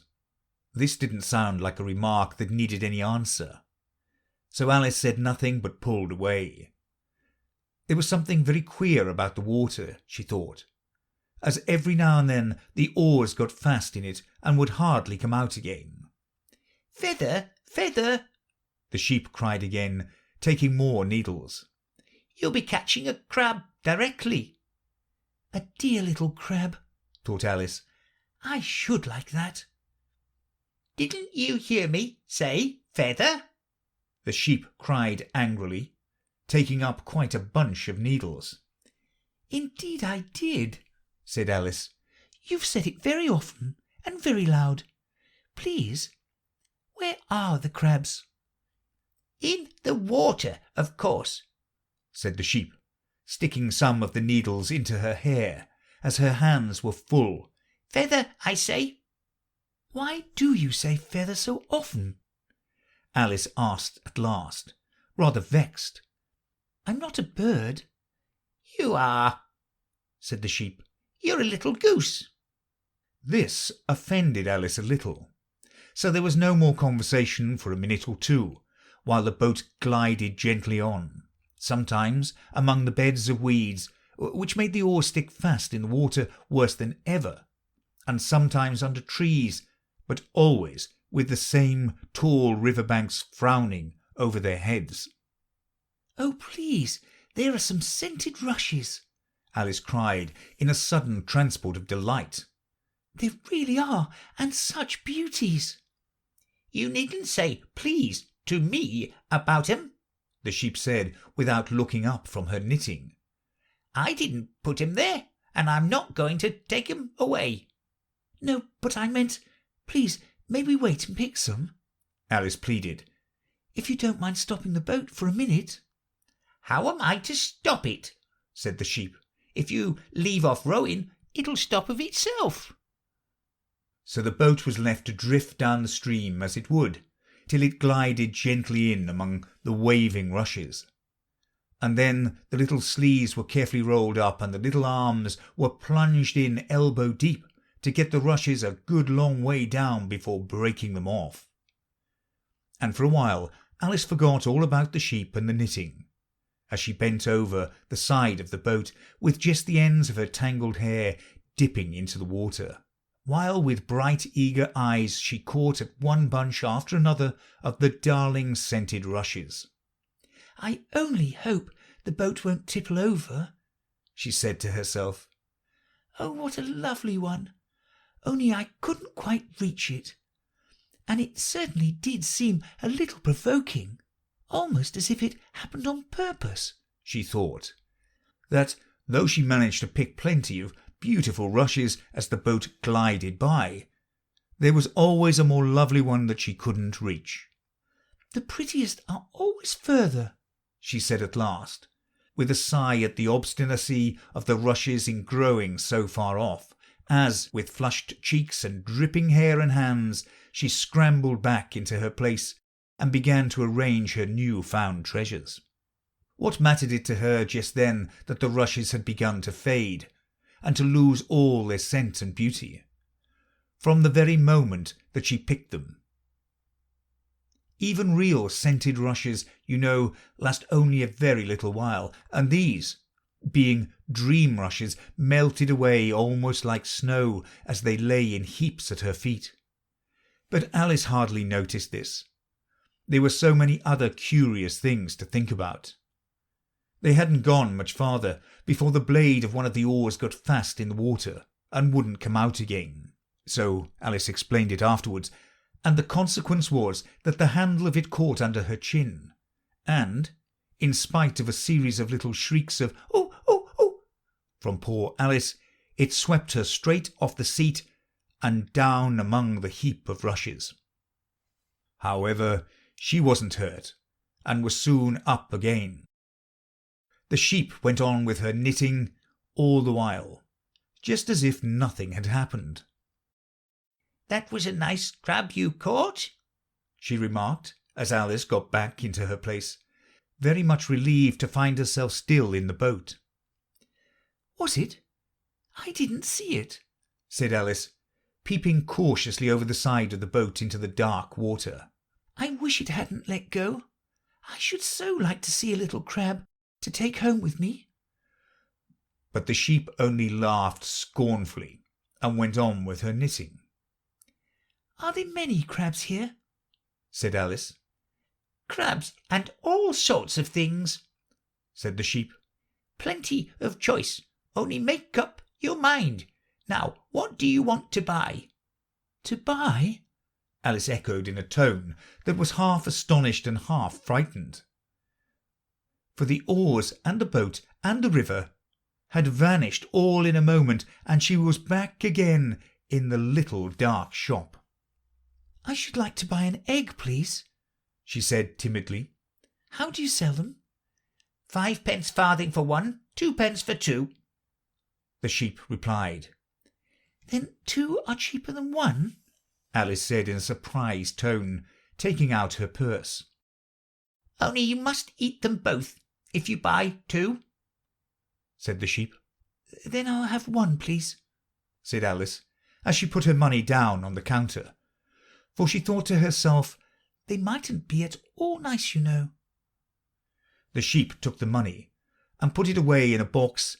Then she said, "I never put things into people's hands. That would never do. You must get it for yourself." And so saying, she went off to the other end of the shop and set the egg upright on a shelf. "I wonder why it shouldn't do," thought Alice, as she groped her way among the tables and chairs, for the shop was very dark towards the end. "The egg seems to get further away the more I walk towards it. Let me see, is this a chair? Why, it's got branches, I declare. How very odd to find trees growing here. And actually, here's a little brook. Well, this is the very queerest shop I ever saw." So she went on, wondering more and more at every step, as everything turned into a tree the moment she came up to it, and she quite expected the egg to do the same. End of chapter 5.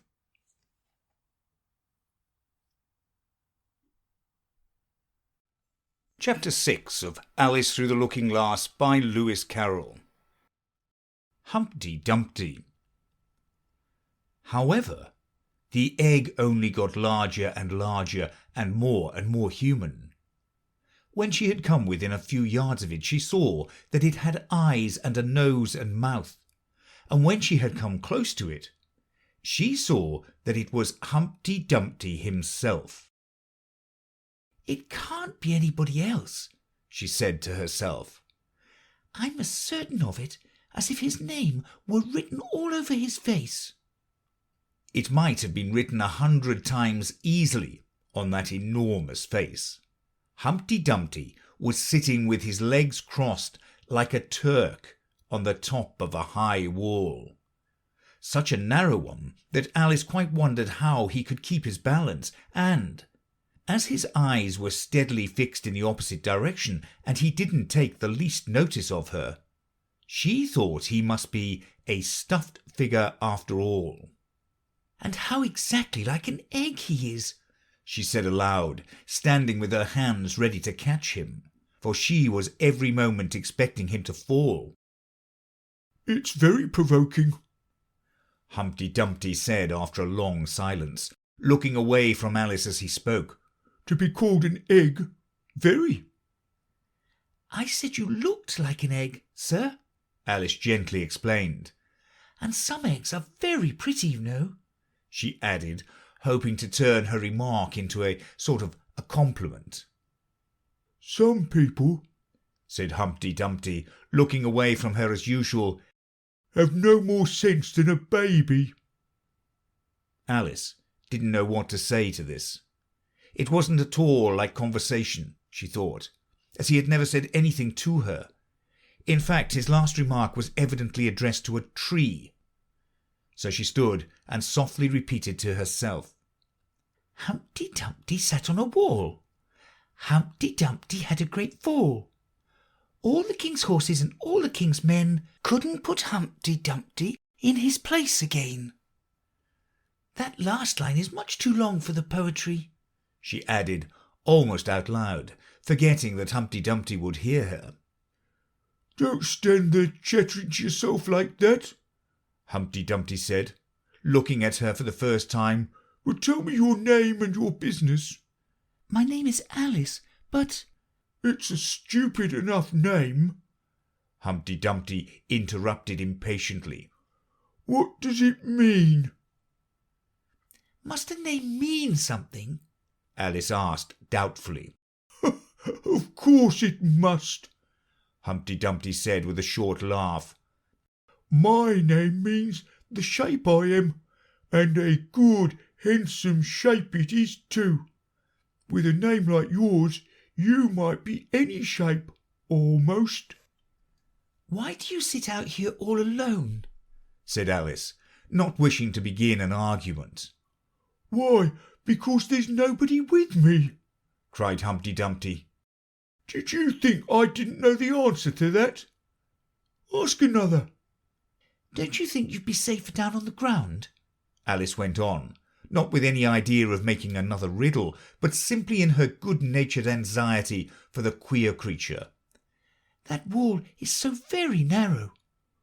"What tremendously easy riddles you ask," Humpty Dumpty growled out. "Of course I don't think so. Why, if ever I did fall off, which there's no chance of, but if I did—" Here he pursed his lips and looked so solemn and grand that Alice could hardly help laughing. "If I did fall," he went on, "the king has promised me, with his very own mouth, to send all his horses and all his men," Alice interrupted, rather unwisely. "Now I declare that's too bad," Humpty Dumpty cried, breaking into a sudden passion.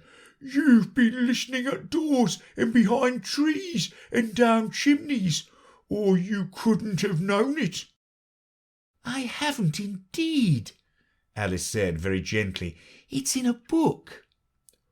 "Ah, well, they may write such things in a book," Humpty Dumpty said in a calmer tone.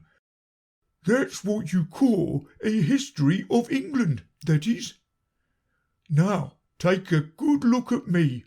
I'm one that has spoken to a king, I am.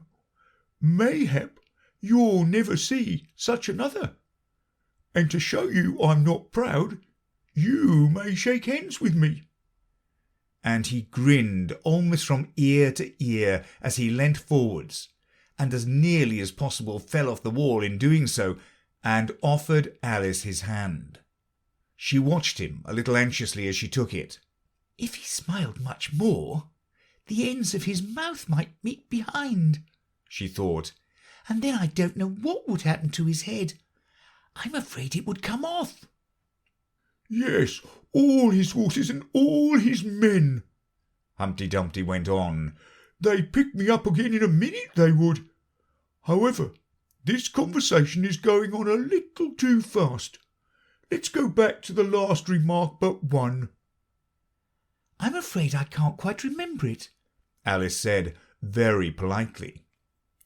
"In that case, we start fresh," said Humpty Dumpty, "and it's my turn to choose a subject."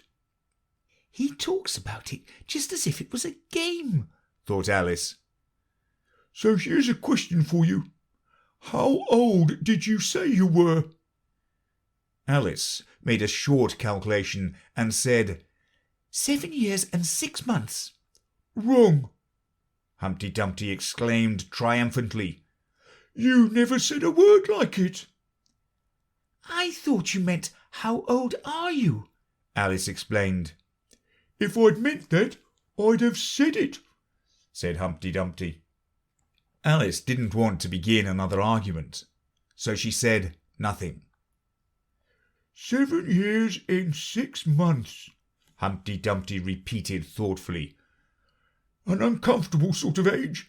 Now, if you'd asked my advice, I'd have said, leave off at 7. But it's too late now." "I never ask advice about growing," Alice said indignantly. "Too proud?" the other inquired. Alice felt even more indignant at this suggestion. "I mean," she said, "that one can't help growing older." "One can't, perhaps," said Humpty Dumpty. "But 2 can. With proper assistance, you might have left off at 7. "What a beautiful belt you've got on," Alice suddenly remarked. They had had quite enough of the subject of age, she thought, and if they really were to take turns in choosing subjects, it was her turn now. "At least," she corrected herself on second thoughts. "A beautiful cravat, I should have said. No, a belt, I mean. I beg your pardon," she added in dismay, for Humpty Dumpty looked thoroughly offended, and she began to wish she hadn't chosen that subject. "If I only knew," she thought to herself, "which was neck and which was waist." Evidently Humpty Dumpty was very angry. Though he said nothing for a minute or two, when he did speak again, it was in a deep growl. "It is a most provoking thing," he said at last, "when a person doesn't know a cravat from a belt." "I know it's very ignorant of me," Alice said in so humble a tone that Humpty Dumpty relented. It's a cravat, child, and a beautiful one, as you say. It's a present from the White King and Queen. There now." "Is it really?" said Alice, quite pleased to find that she had chosen a good subject after all. "They gave it me," Humpty Dumpty continued thoughtfully as he crossed one knee over the other and clasped his hands round it. "They gave it me for an unbirthday present." "I beg your pardon?" Alice said with a puzzled air. "I'm not offended," said Humpty Dumpty. "I mean, what is an unbirthday present?" "A present given when it isn't your birthday, of course." Alice considered a little. "I like birthday presents best," she said at last. "You don't know what you're talking about," cried Humpty Dumpty. "How many days are there in a year?" 365, said Alice. "And how many birthdays have you?" 1. "And if you take 1 from 365, what remains?" 364, of course. Humpty Dumpty looked doubtful. "I'd rather see that done on paper," he said. Alice couldn't help smiling as she took out her memorandum book and worked the sum for him. 365 over 1, 364. Humpty Dumpty took the book and looked at it carefully. "That seems to be done right," he began. "You're holding it upside down?" Alice interrupted. "To be sure I was," Humpty Dumpty said gaily as she turned it round for him. "I thought it looked a little queer.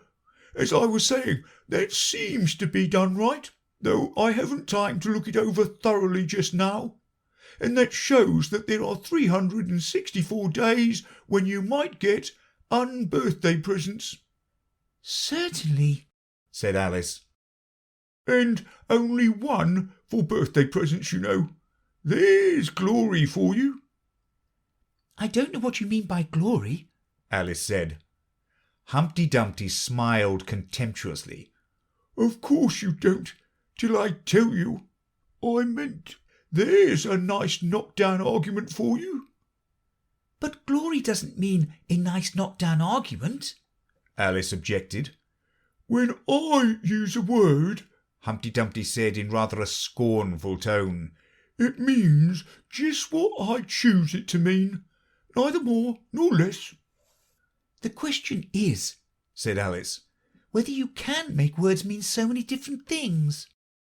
"The question is," said Humpty Dumpty, "which is to be master, that's all." Alice was too much puzzled to say anything. So after a minute Humpty Dumpty began again. "They've a temper, some of them, particularly verbs. They're the proudest. Adjectives you can do anything with, but not verbs. However, I can manage the whole lot of them. Impenetrability, that's what I say." "Would you tell me, please," said Alice, "what that means?"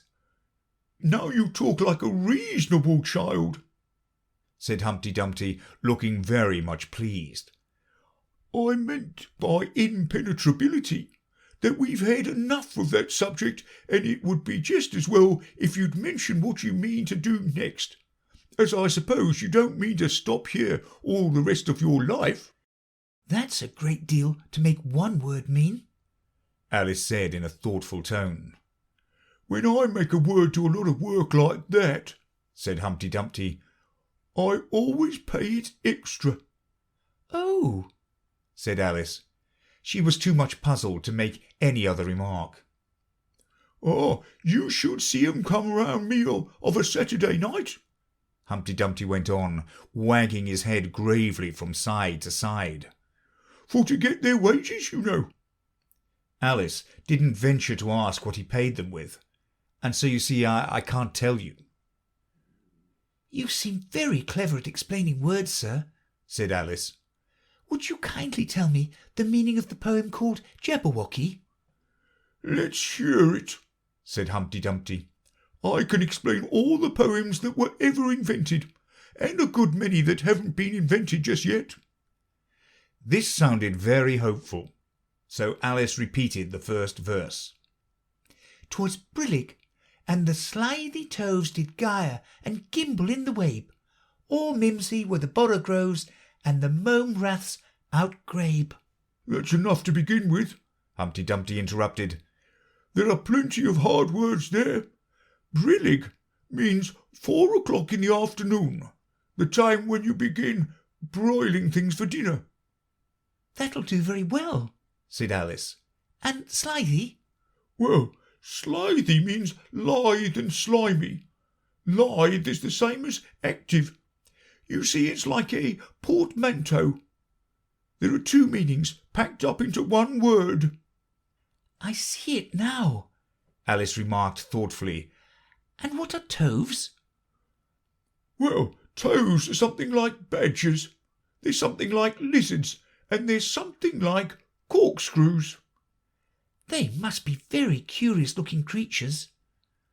"They are that," said Humpty Dumpty. "Also, they make their nests under sundials. Also, they live on cheese." "And what's the gyre and to gimble?"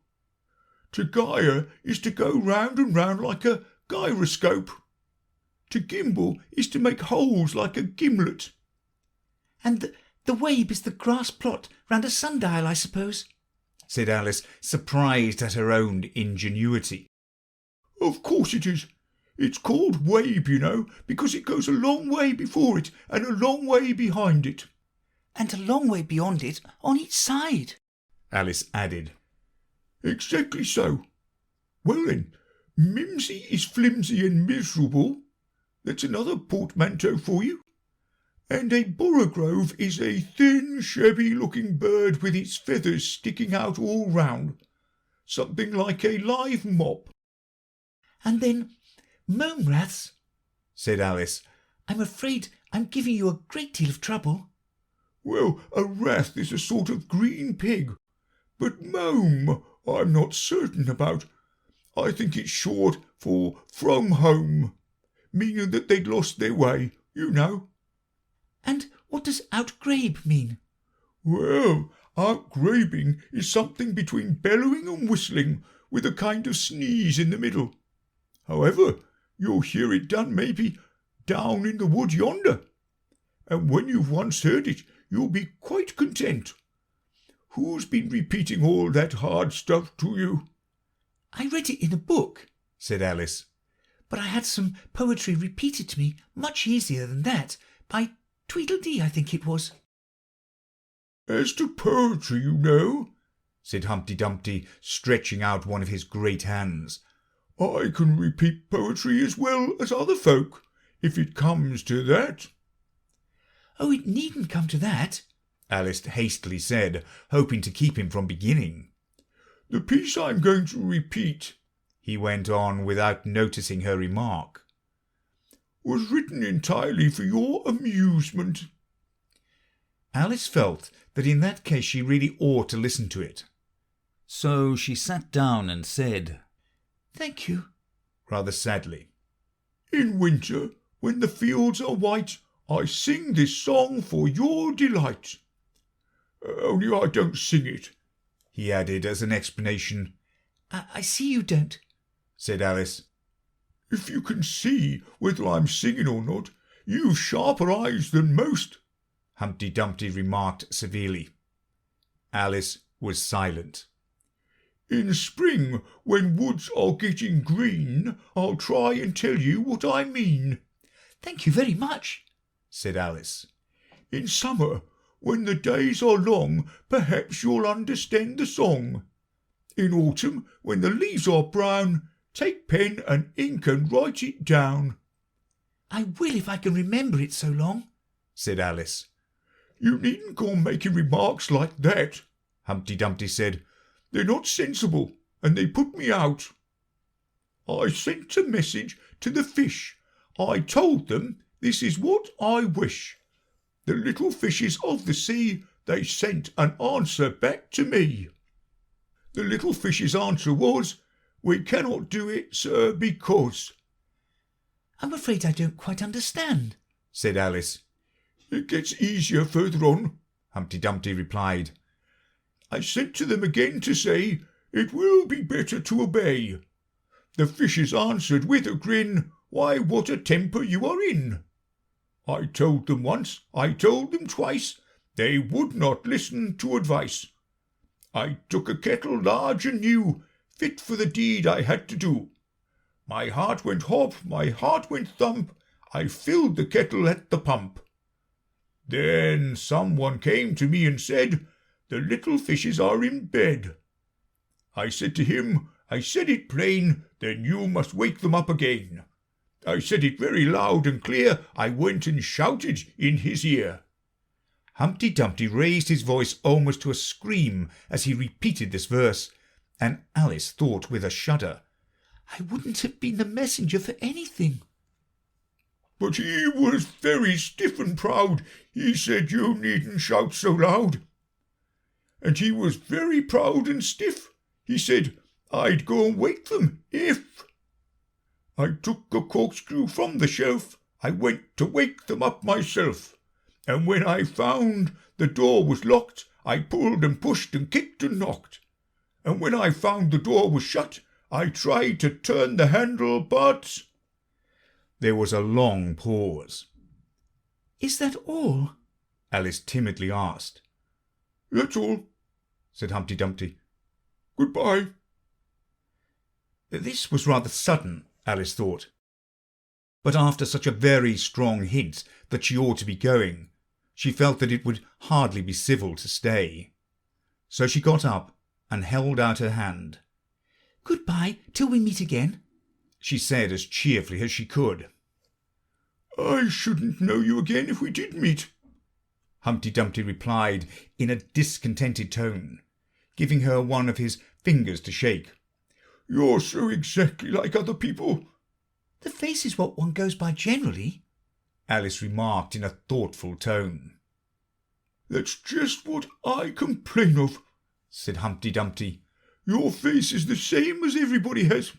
The two eyes so—" marking their places in the air with his thumb. "Nose in the middle, mouth under, it's always the same. Now, if you had the two eyes on the same side of the nose, for instance, or the mouth at the top, that would be some help." "It wouldn't look nice," Alice objected, but Humpty Dumpty only shut his eyes and said, "Wait till you've tried." Alice waited a minute to see if he would speak again. But as he never opened his eyes or took any further notice of her, she said, "Goodbye," once more, and, getting no answer to this, she quietly walked away. But she couldn't help saying to herself as she went, "Of all the unsatisfactory—" She repeated this aloud, as it was a great comfort to have such a long word to say. "Of all the unsatisfactory people I've ever met—" She never finished the sentence, for at this moment a heavy crash shook the forest from end to end. End of chapter 6.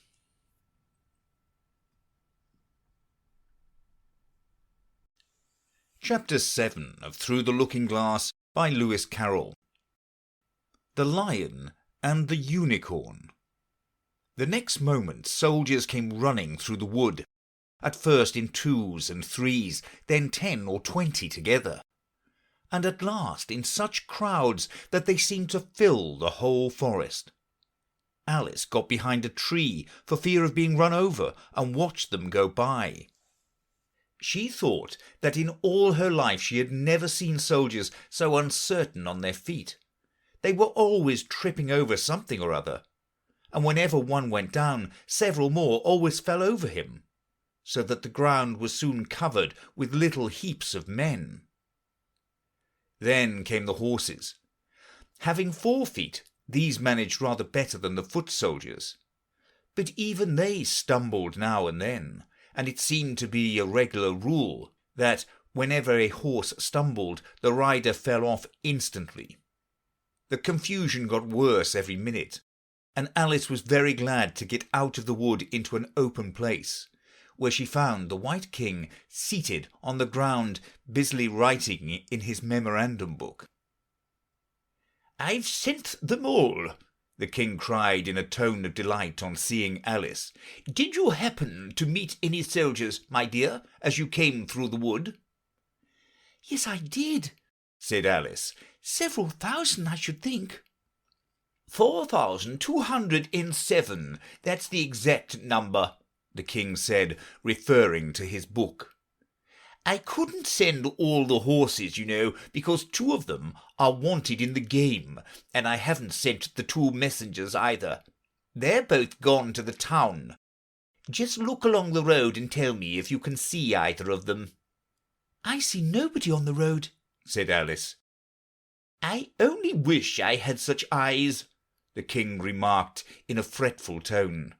"To be able to see nobody, and at that distance too, why, it's as much as I can do to see real people by this light." All this was lost on Alice, who, still looking intently along the road, shading her eyes with one hand. "I see somebody now," she exclaimed at last. "But he's coming very slowly. And what curious attitudes he goes into." For the messenger kept skipping up and down and wriggling like an eel as he came along, with his great hands spread out like fans on each side. "Not at all," said the king. "He's an Anglo-Saxon messenger, and those are Anglo-Saxon attitudes.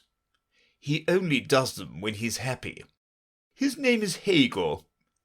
He pronounced it to rhyme with mayor. "I love my love with an H."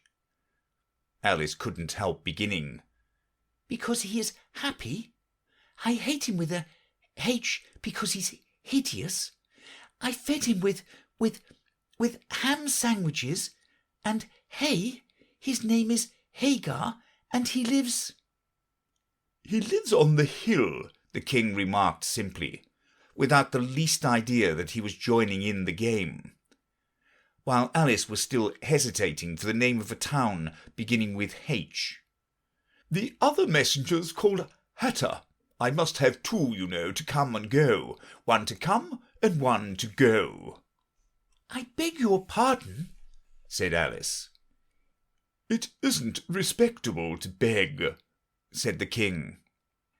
"I only meant that I didn't understand," said Alice. "Why 1 to come and 1 to go?" "Didn't I tell you?" the king repeated impatiently. "I must have 2 to fetch and carry, 1 to fetch and 1 to carry." At this moment the messenger arrived. He was far too much out of breath to say a word, and could only wave his hands about, and make the most fearful faces at the poor king. "This young lady loves you with an H," the king said, introducing Alice in the hope of turning the messenger's attention from himself. But it was no use.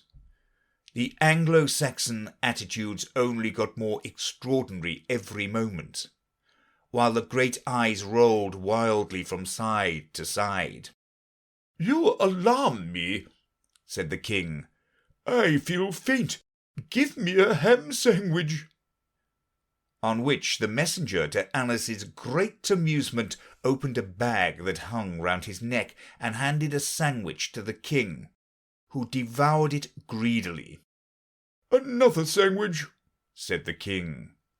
"There's nothing but hay left now," the messenger said, peeping into the bag. "Hay, then," the king murmured in a faint whisper. Alice was glad to see that it revived him a good deal. "There's nothing like eating hay when you're faint," he remarked to her as he munched away. "I should think throwing cold water over you would be better," Alice suggested. "Or some sal volatile." "I didn't say there was nothing better," the king replied. "I said there was nothing like it." Which Alice did not venture to deny. "Who did you pass on the road?" the king went on, holding out his hand to the messenger for some more hay. "Nobody," said the messenger. "Quite right," said the king. "This young lady saw him too. So, of course, nobody walks slower than you." "I do my best," the messenger said in a sulky tone. "I'm sure nobody walks much faster than I do." "He can't do that," said the king, "or else he'd have been here first. However, now you've got your breath, you may tell us what's happened in the town."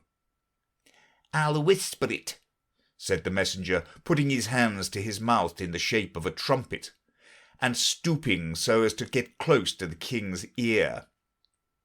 Alice was sorry for this, as she wanted to hear the news too. However, instead of whispering, he simply shouted at the top of his voice, "They're at it again!" "Do you call that a whisper?" cried the poor king, jumping up and shaking himself. "If you do such a thing again, I'll have you buttered. It went through and through my head like an earthquake." It would have to be a very tiny earthquake, thought Alice. "Who are at it again?" she ventured to ask.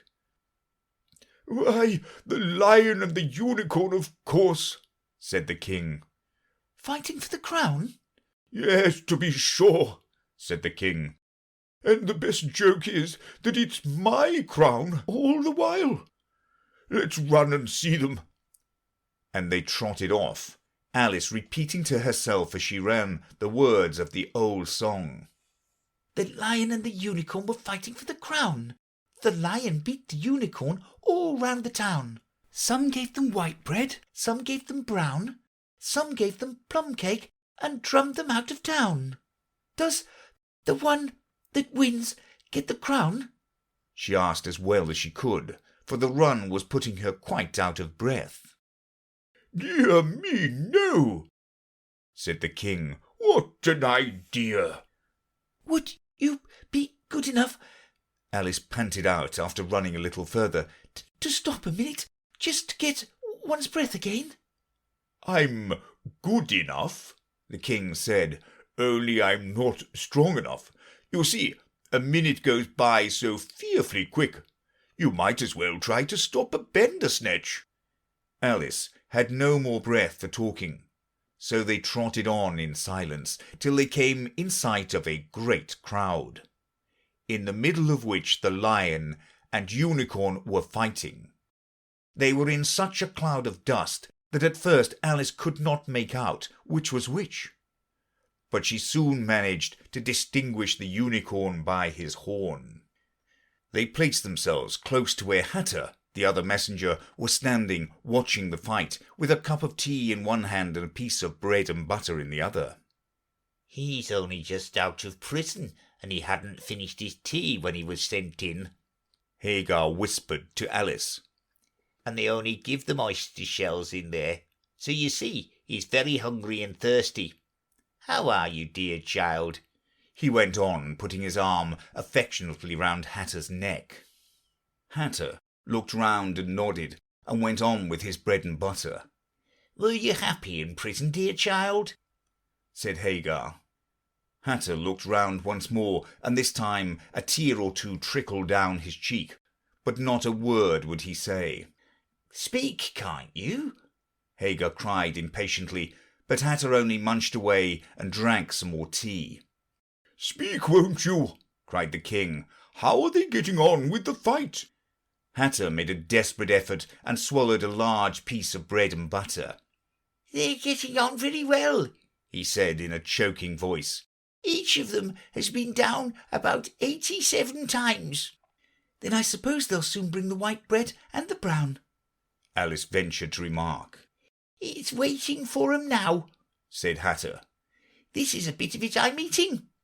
There was a pause in the fight just then, and the lion and the unicorn sat down panting, while the king called out, 10 minutes allowed for refreshments." Hagar and Hatter set to work at once, carrying rough trays of white and brown bread. Alice took a piece to taste, but it was very dry. "I don't think they'll fight any more today," the king said to Hatter. Go and order the drums to begin." And Hatter went bounding away like a grasshopper. For a minute or two, Alice stood silent, watching him. Suddenly, she brightened up.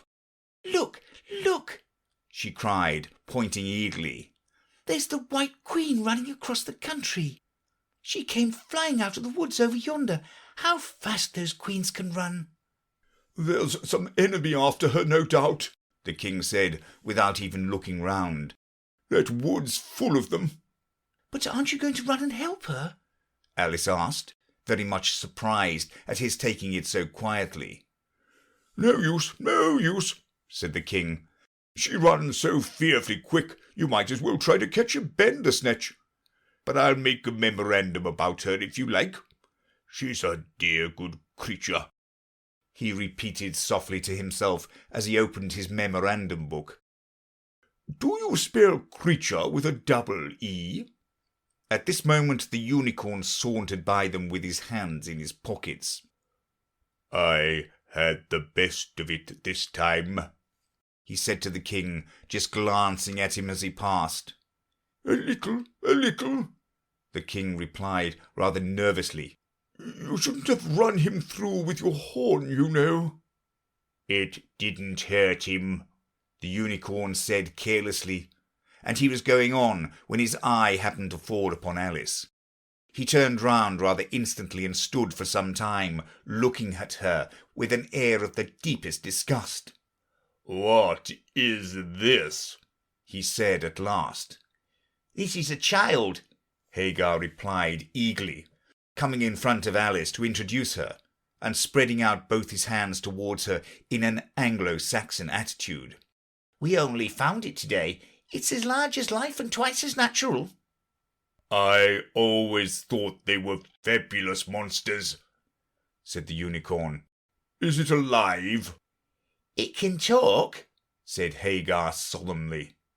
The unicorn looked dreamily at Alice and said, "Talk, child."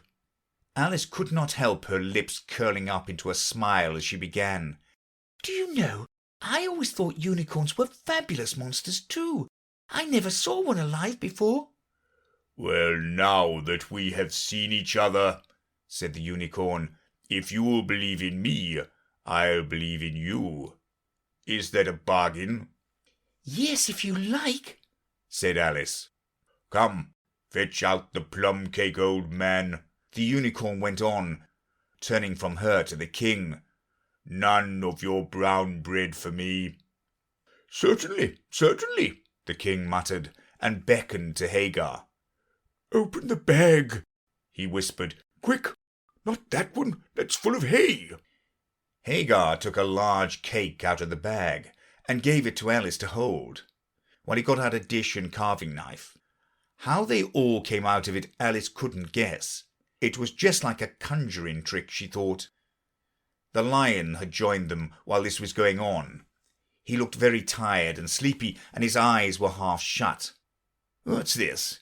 he said, blinking lazily at Alice and speaking in a deep hollow tone that sounded like the tolling of a great bell.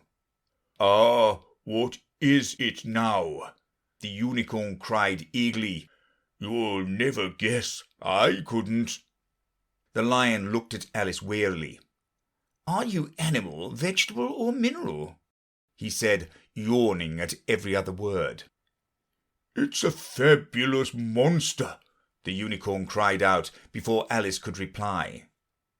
"Then hand round the plum cake, monster," the lion said, lying down and putting his chin on his paws.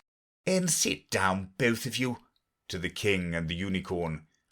"Fair play with the cake, you know." The king was evidently very uncomfortable at having to sit down between the two great creatures, but there was no other place for him.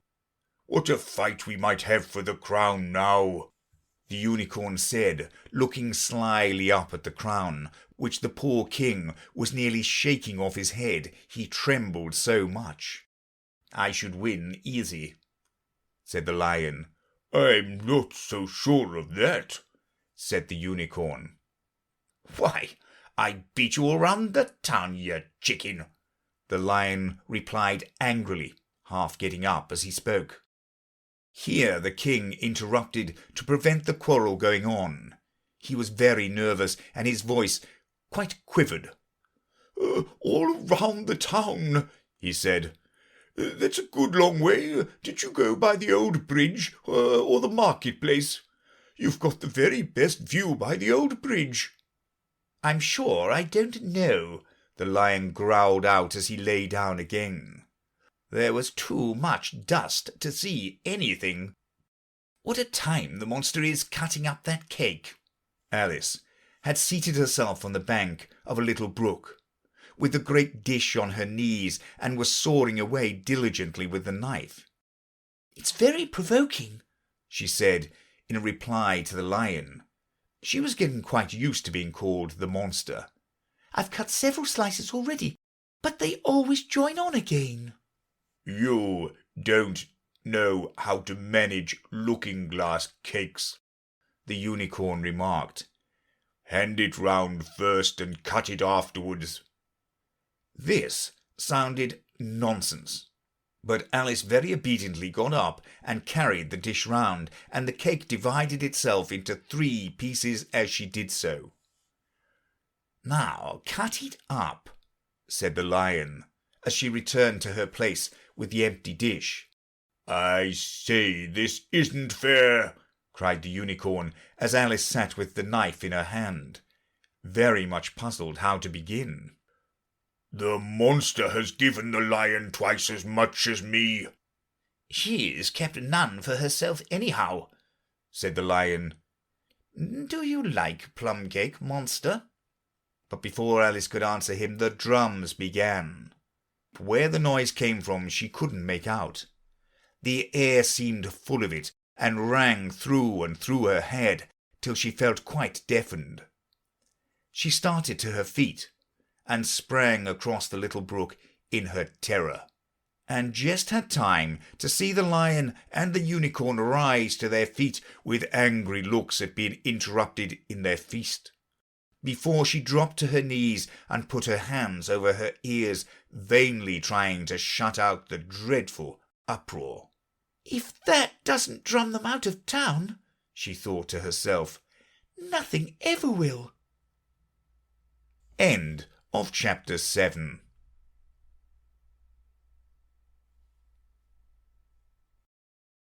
Chapter 8 of Alice Through the Looking Glass by Lewis Carroll.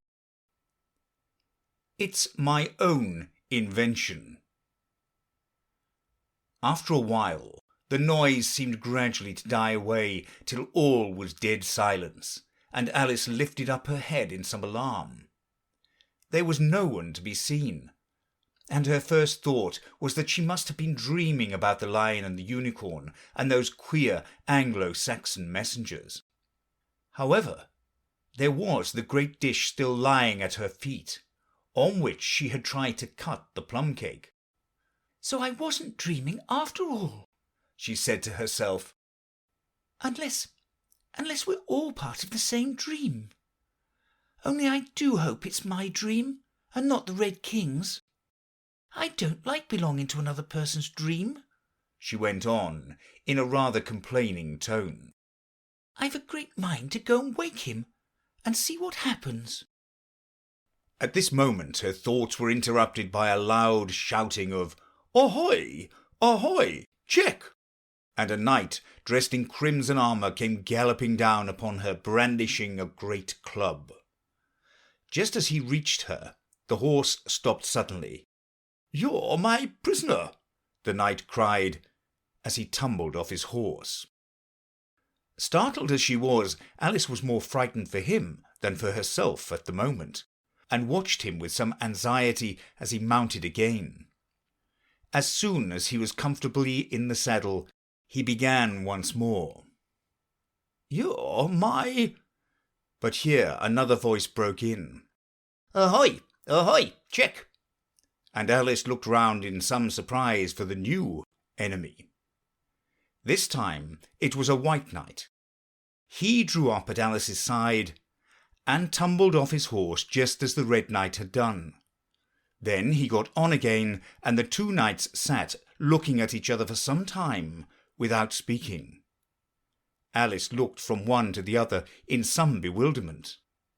"She is my prisoner, you know," the Red Knight said at last.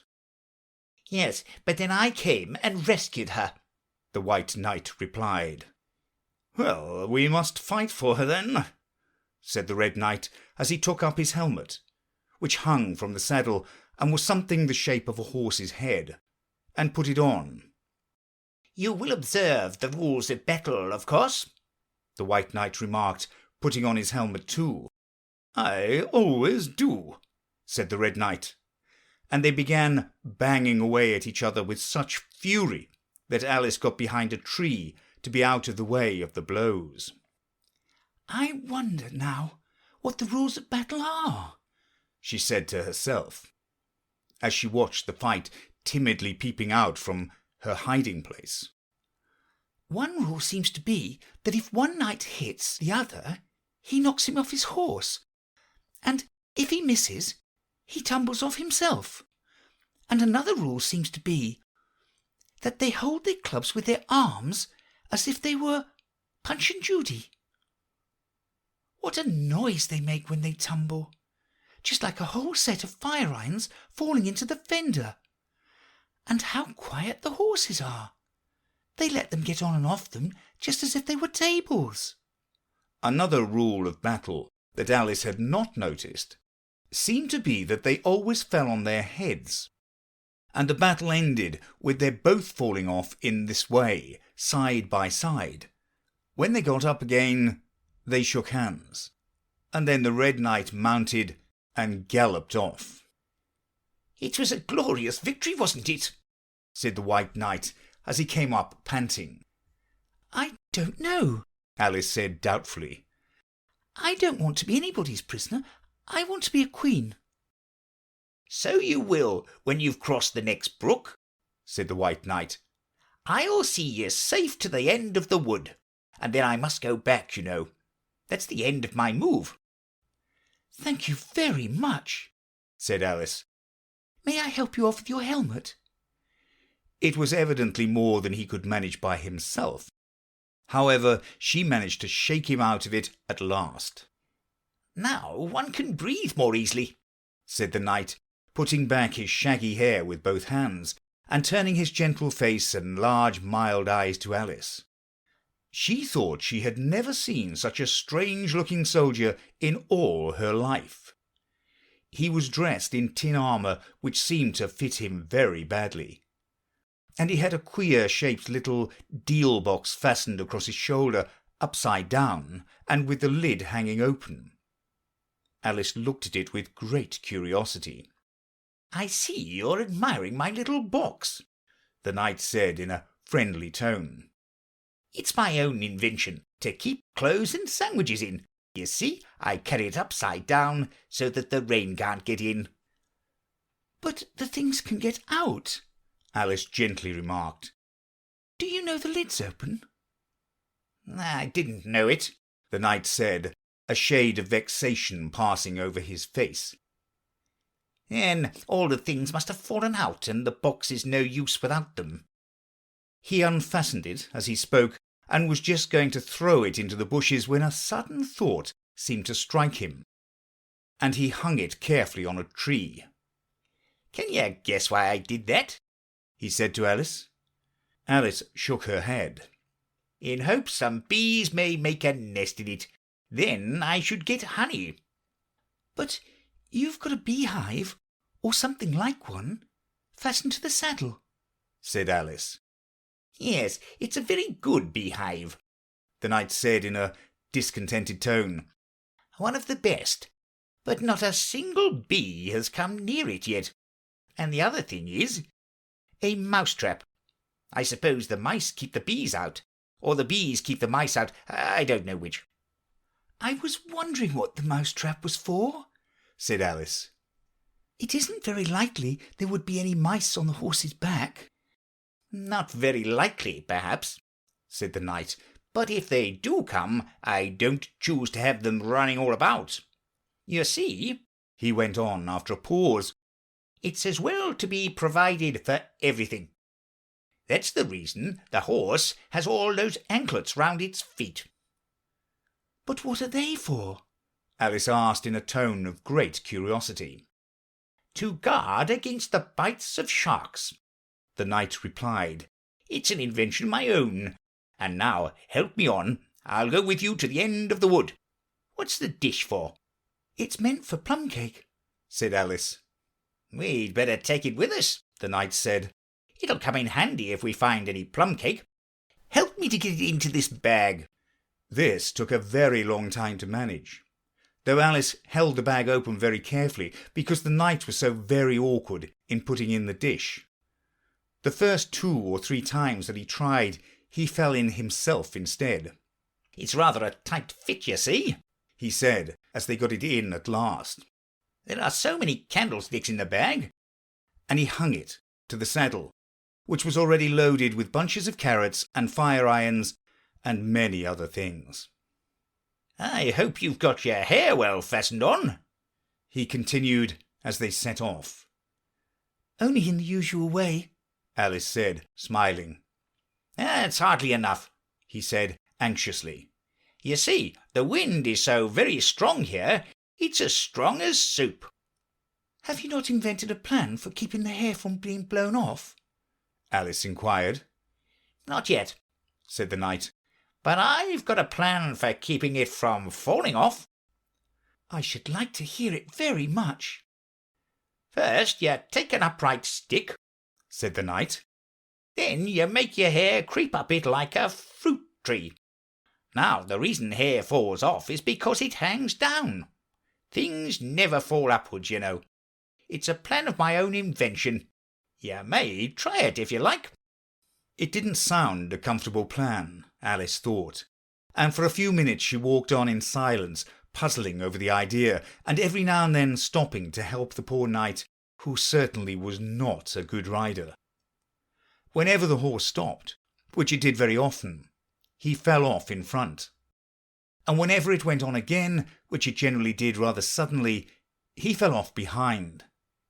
Otherwise, he kept on pretty well, except that he had a habit of now and then falling off sideways. And as he generally did this on the side on which Alice was walking, she soon found that it was the best plan not to walk quite close to the horse. "I'm afraid you've not had much practice in riding," she ventured to say, as she was helping him from his 5th tumble. The knight looked very much surprised and a little offended at the remark.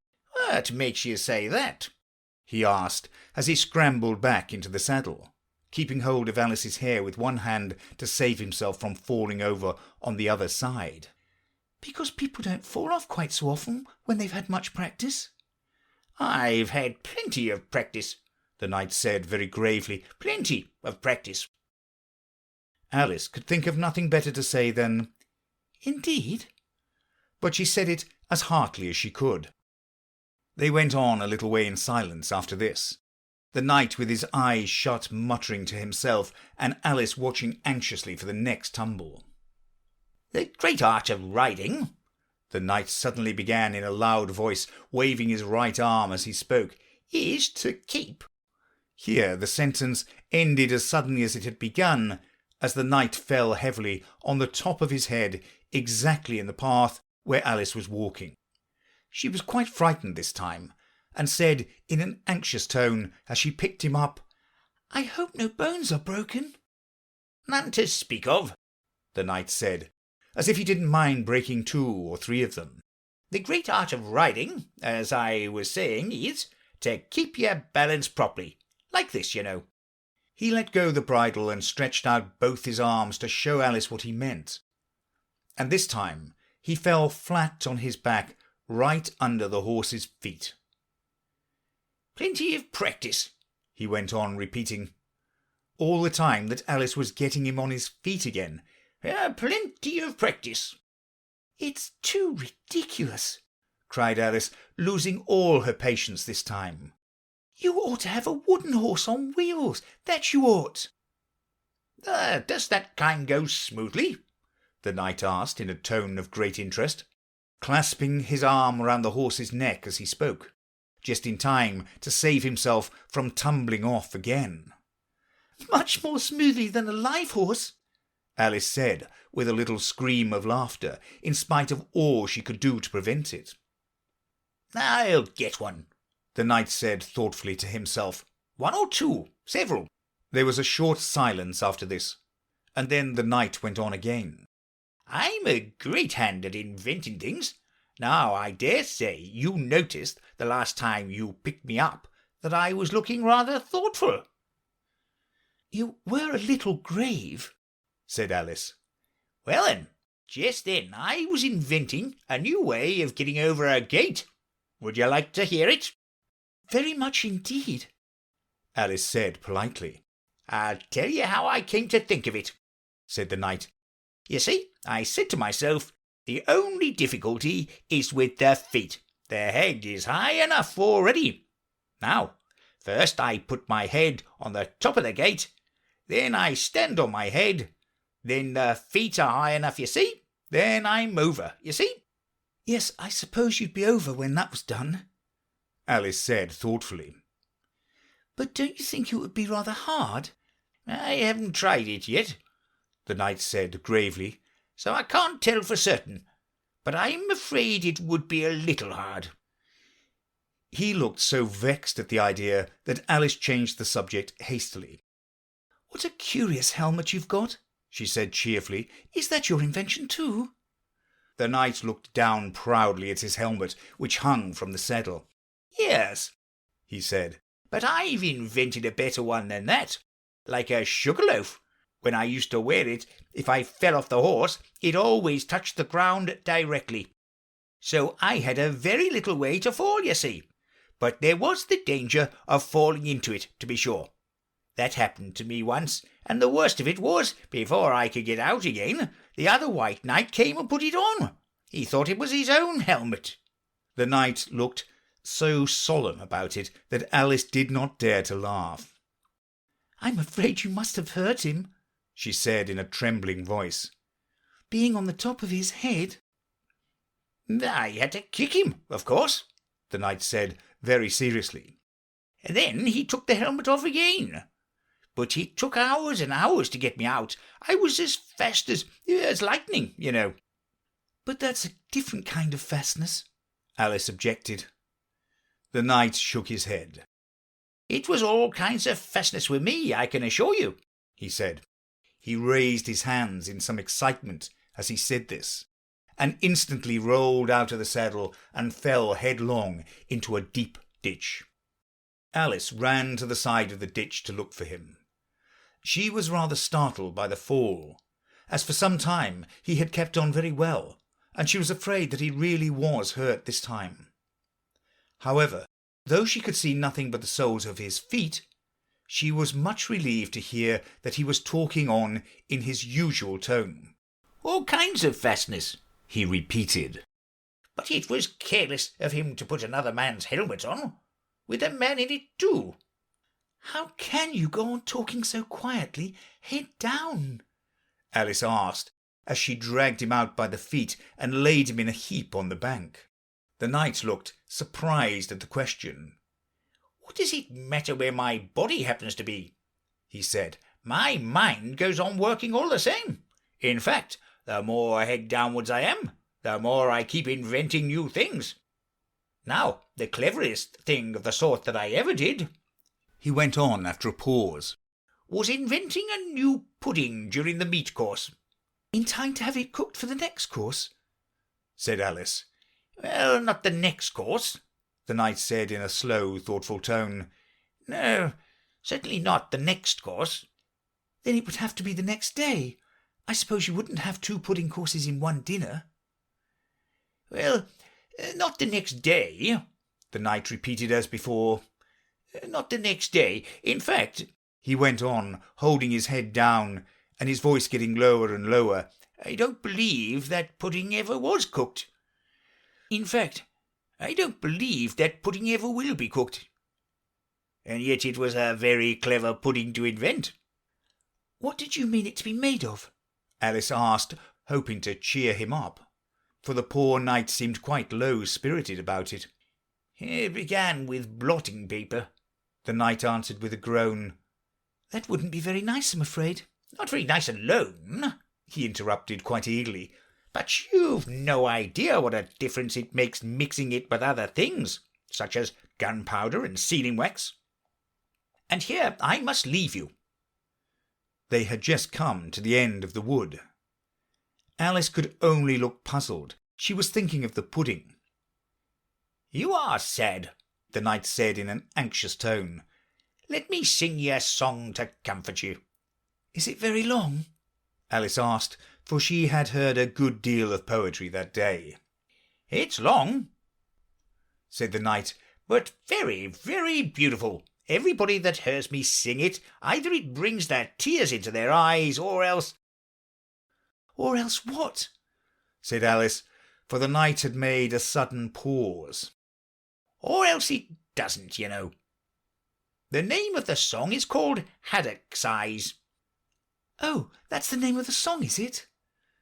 Alice said, trying to feel interested. No, you don't understand, the knight said, looking a little vexed. That's what the name is called. The name really is The Aged Man. Then I ought to have said, that's what the song is called. Alice corrected herself. No, you oughtn't. That's quite another thing. The song is called Ways and Means, but that's only what it's called, you know. Well, what is the song then? Said Alice, who was by this time completely bewildered. I was coming to that, the knight said. The song really is A Sitting on a Gate, and the tune's my own invention. So saying, he stopped his horse and let the reins fall on its neck.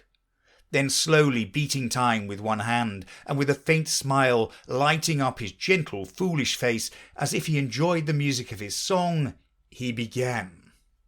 Of all the strange things that Alice saw in her journey through the looking-glass, this was the one that she always remembered most clearly.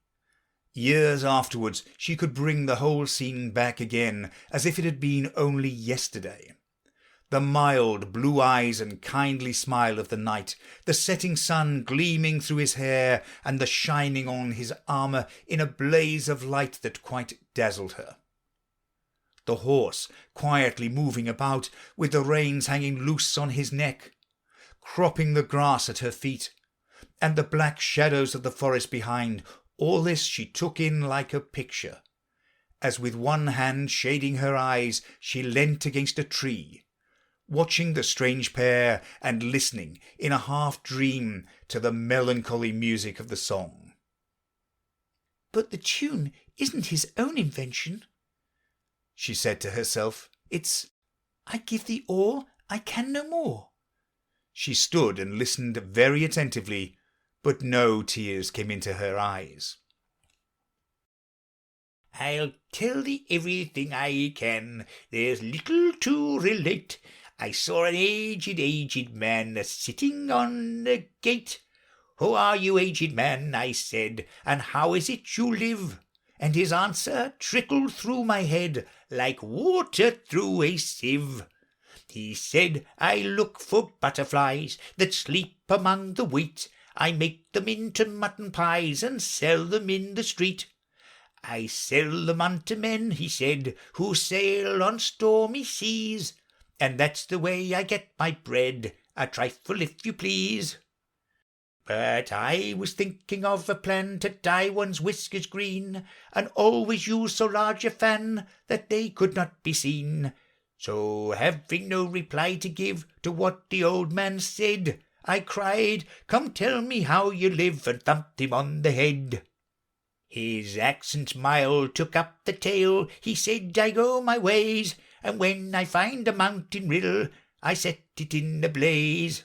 And thence they make a stuff they call Rowland's Macassar oil, yet twopence halfpenny is all they give me for my toil. But I was thinking of a way to feed oneself on batter, and so go on from day to day, getting a little fatter.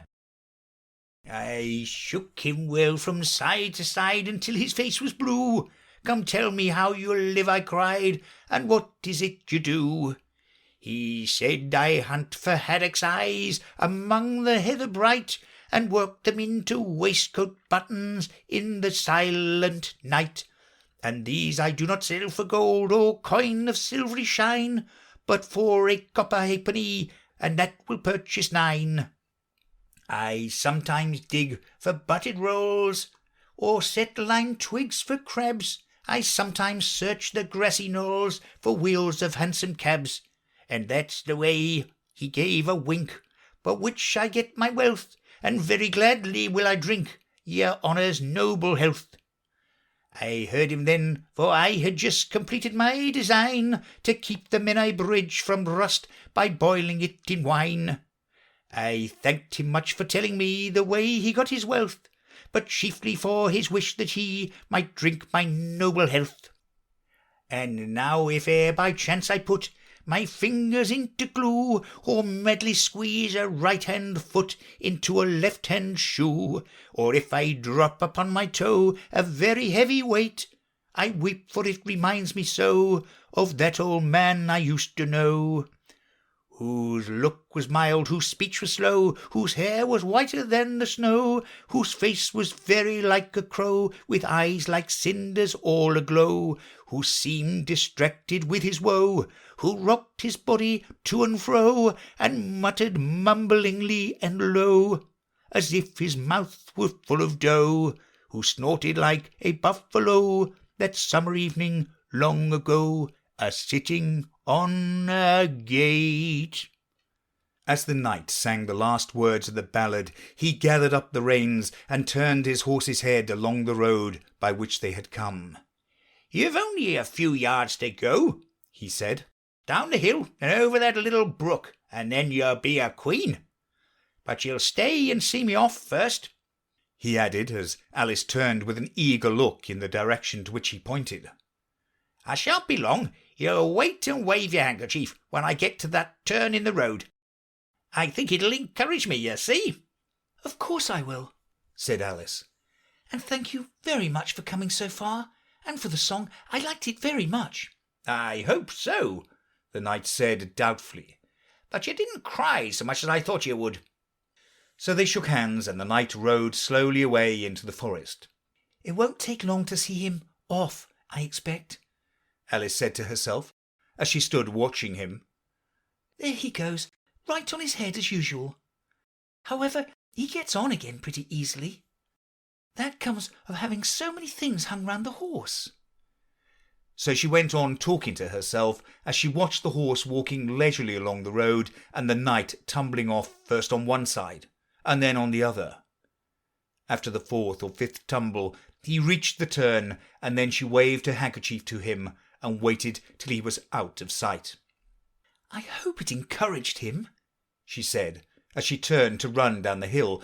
And now for the last brook, and to be a queen. How grand it sounds.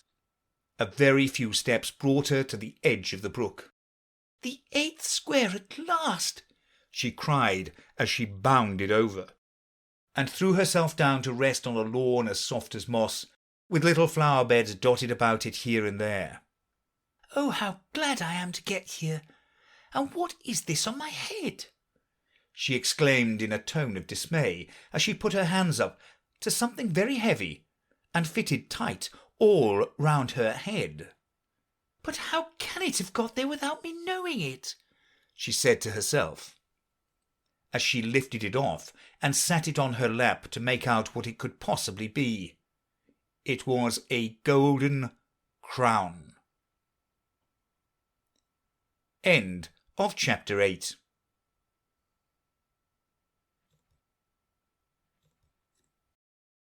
Chapter 9 of Through the Looking Glass by Lewis Carroll. Queen Alice. Well, this is grand, said Alice. I never expected I should be a queen so soon. And I tell you what it is, your Majesty, she went on in a severe tone. She was always rather fond of scolding herself.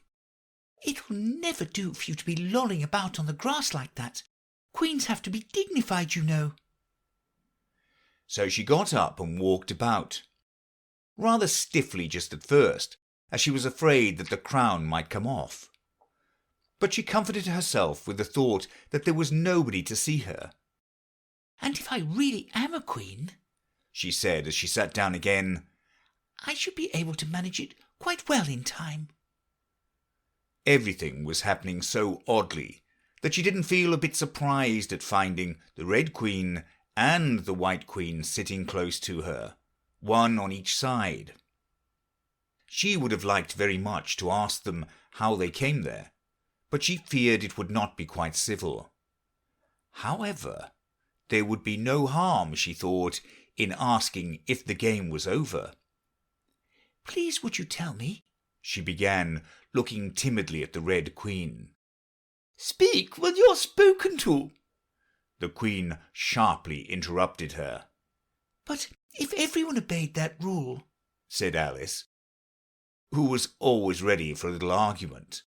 "and if you only spoke when you were spoken to, and the other person always waited for you to begin, you see, nobody would ever say anything, so that—" "Ridiculous!" cried the Queen. "Why don't you see, child?" Here she broke off with a frown, and after thinking for a minute suddenly changed the subject of the conversation. "What do you mean by if you really are a queen? What right have you to call yourself so? You can't be a queen, you know, till you've passed the proper examination. And the sooner we begin it, the better." "I only said if," poor Alice pleaded in a piteous tone. The two queens looked at each other, and the Red Queen remarked with a little shudder, "She says she only said if." "But she said a great deal more than that," the White Queen moaned, wringing her hands. "Oh, ever so much more than that." "So you did, you know," the Red Queen said to Alice.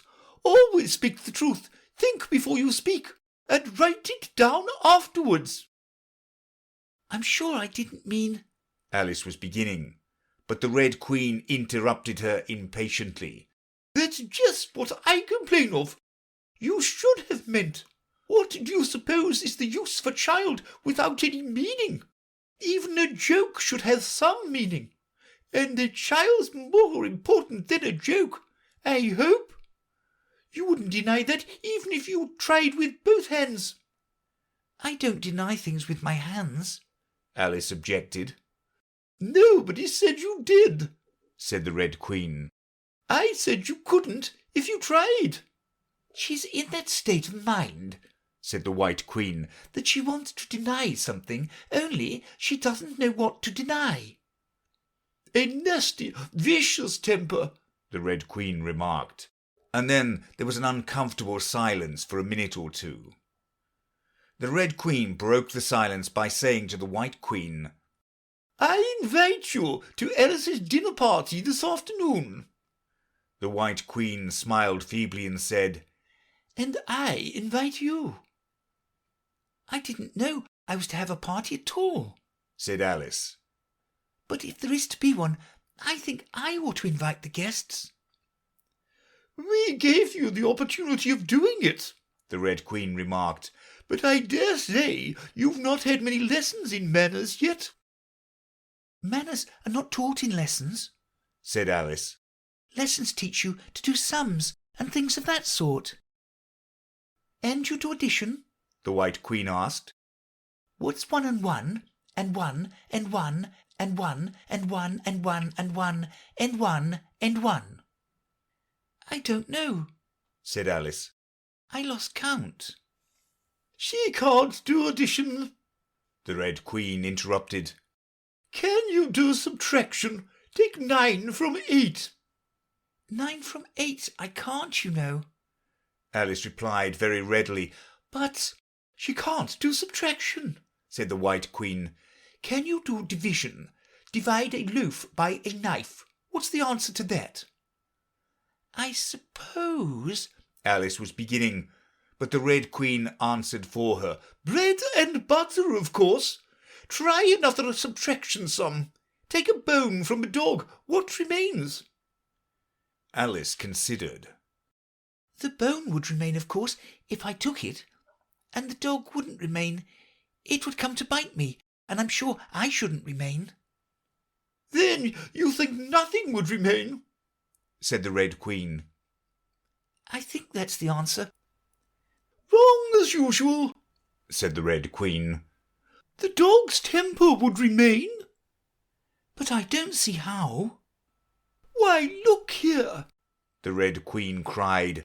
"the dog would lose its temper, wouldn't it?" "Perhaps it would," Alice replied cautiously. "Then if the dog went away, its temper would remain," the Queen exclaimed triumphantly. Alice said, as gravely as she could, "They might go different ways." but she couldn't help thinking to herself, "What dreadful nonsense we are talking." "She can't do sums a bit," the Queens said together with great emphasis. "Can you do sums?" Alice said, turning suddenly on the White Queen, for she didn't like being found fault with so much. The Queen gasped and shut her eyes. "I can do addition if you give me time, but I can't do subtraction under any circumstances."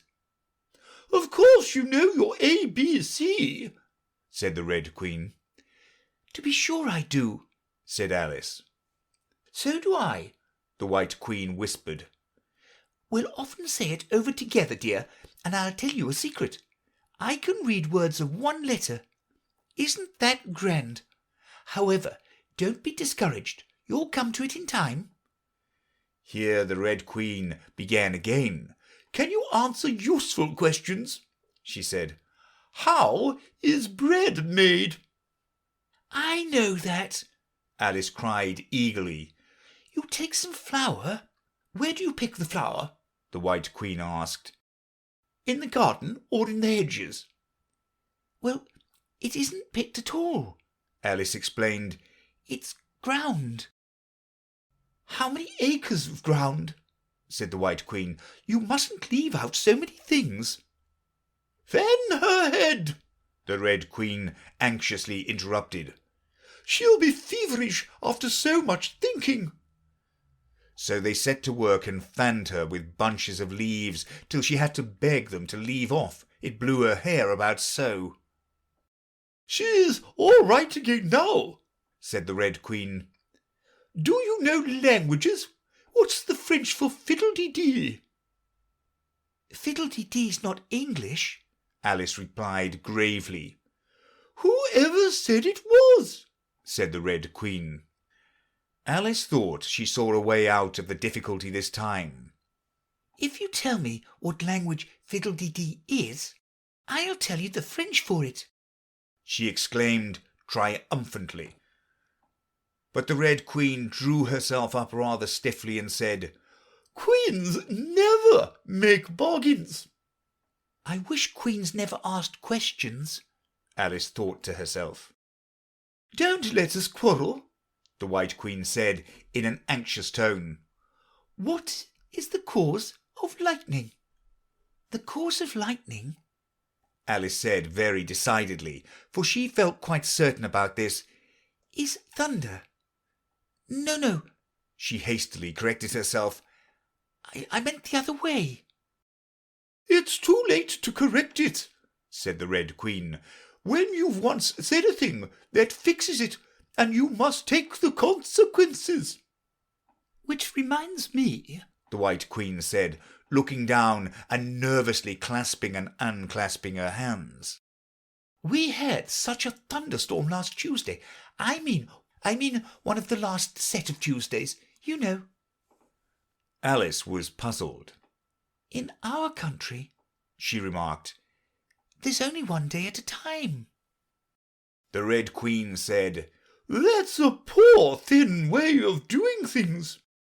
Now here we mostly have days and nights, 2 or 3 at a time, and sometimes in the winter we take as many as 5 nights together. For warmth, you know." "Are 5 nights warmer than one night, then?" Alice ventured to ask. 5 times as warm, of course." "But they should be 5 times as cold by the same rule."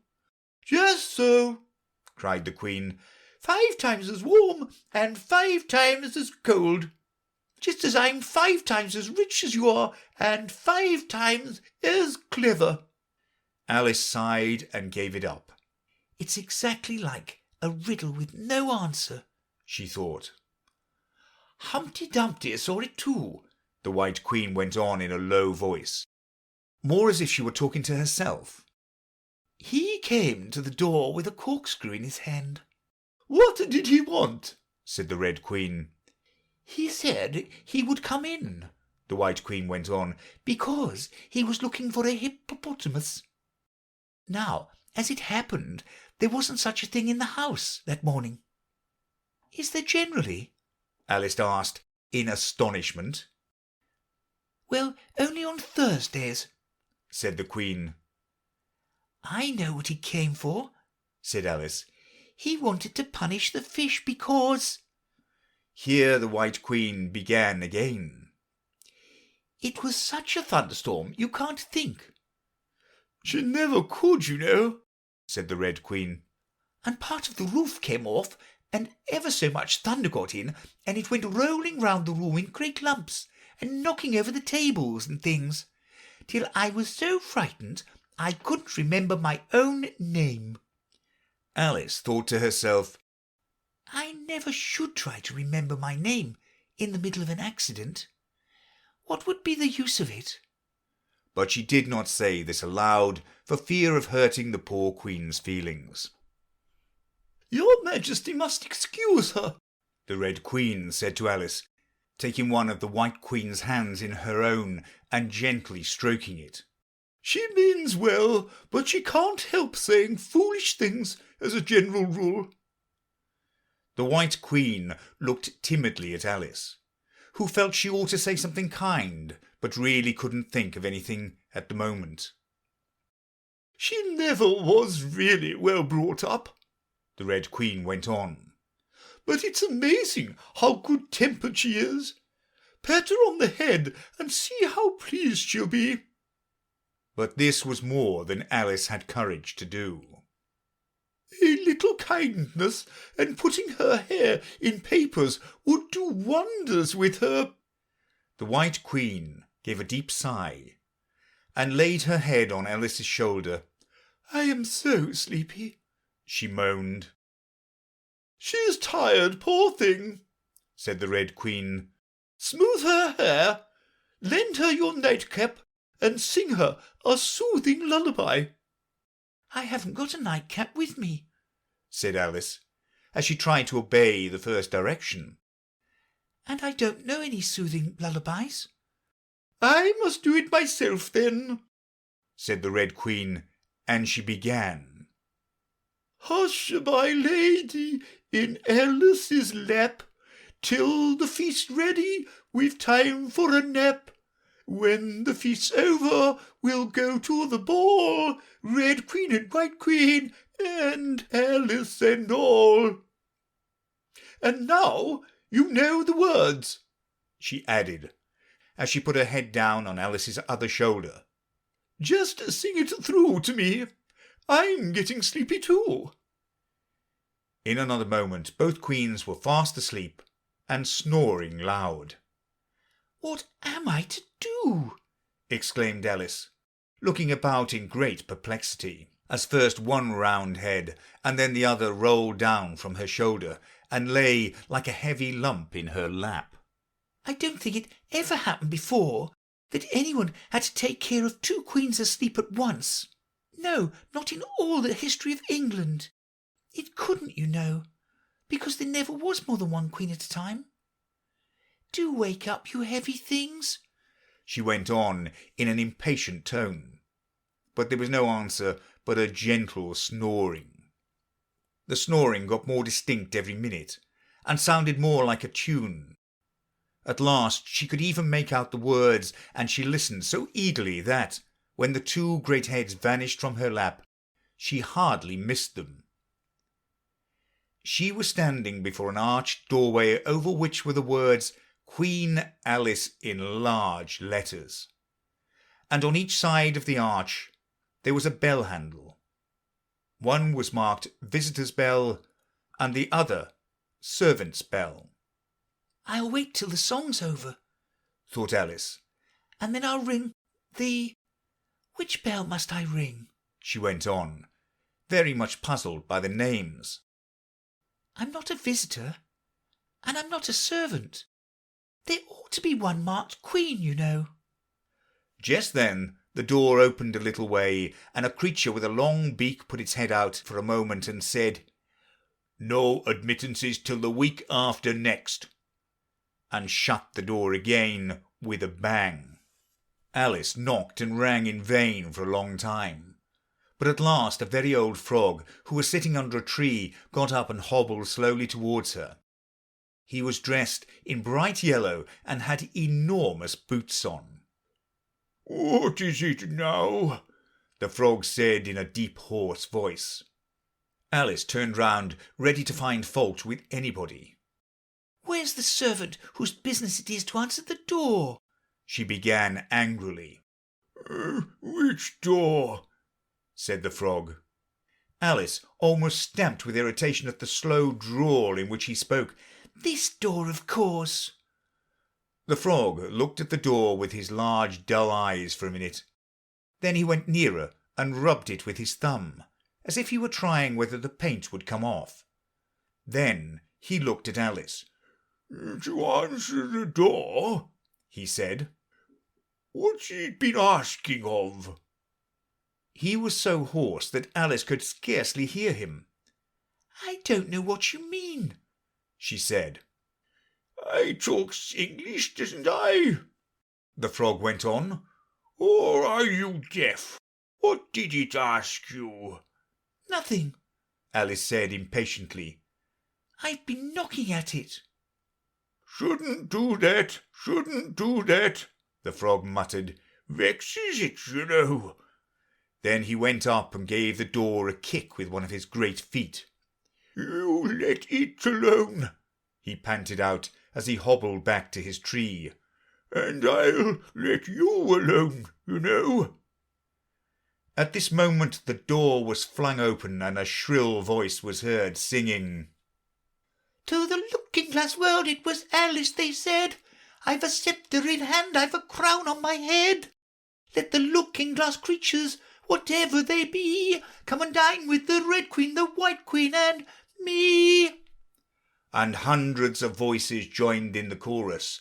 "Then fill up the glasses as quick as you can, and sprinkle the table with buttons and bran. Put cats in the coffee and mice in the tea, and welcome Queen Alice with 30 times 3. Then followed a confusing noise of cheering, and Alice thought to herself, 30 times 3 makes 90. I wonder if anyone's counting. In a minute there was silence again, and the same shrill voice sang another verse. "Oh, looking-glass creatures," quoth Alice, "draw near. 'Tis an honour to see me, a favour to hear. 'Tis a privilege to have dinner and tea, along with the Red Queen, the White Queen, and me." Then came the chorus again.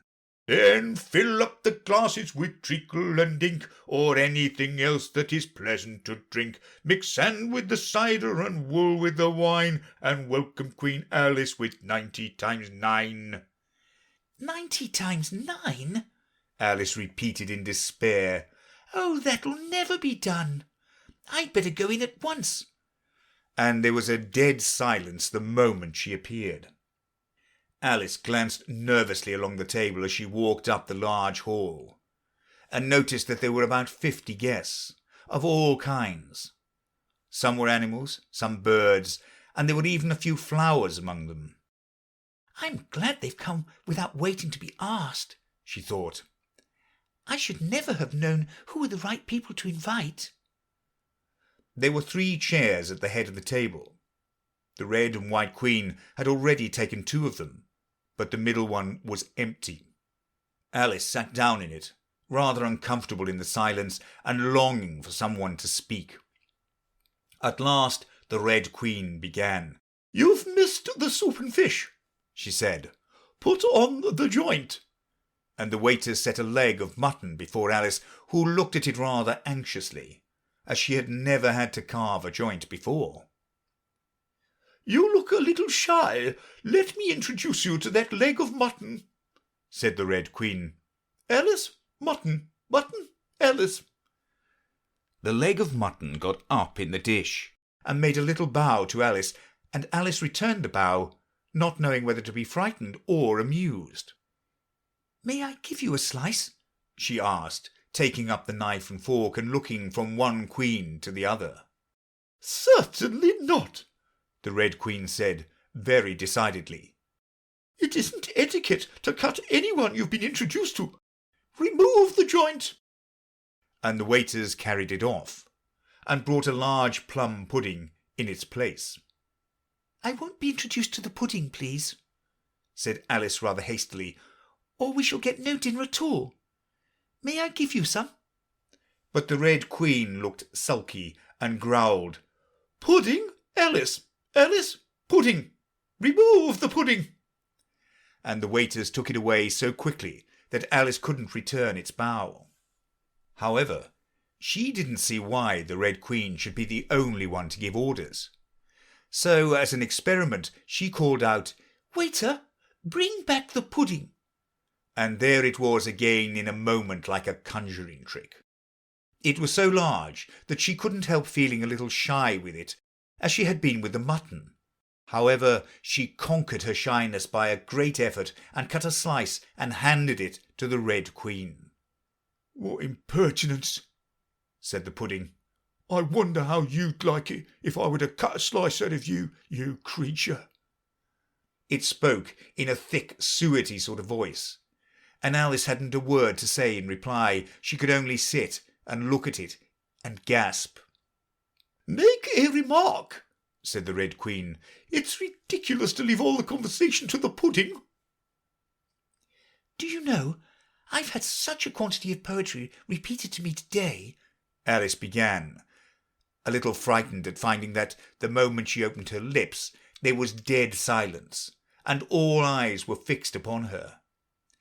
"And it's a very curious thing, I think. Every poem was about fishes in some way. Do you know why they're so fond of fishes all about here?" She spoke to the Red Queen, whose answer was a little wide of the mark.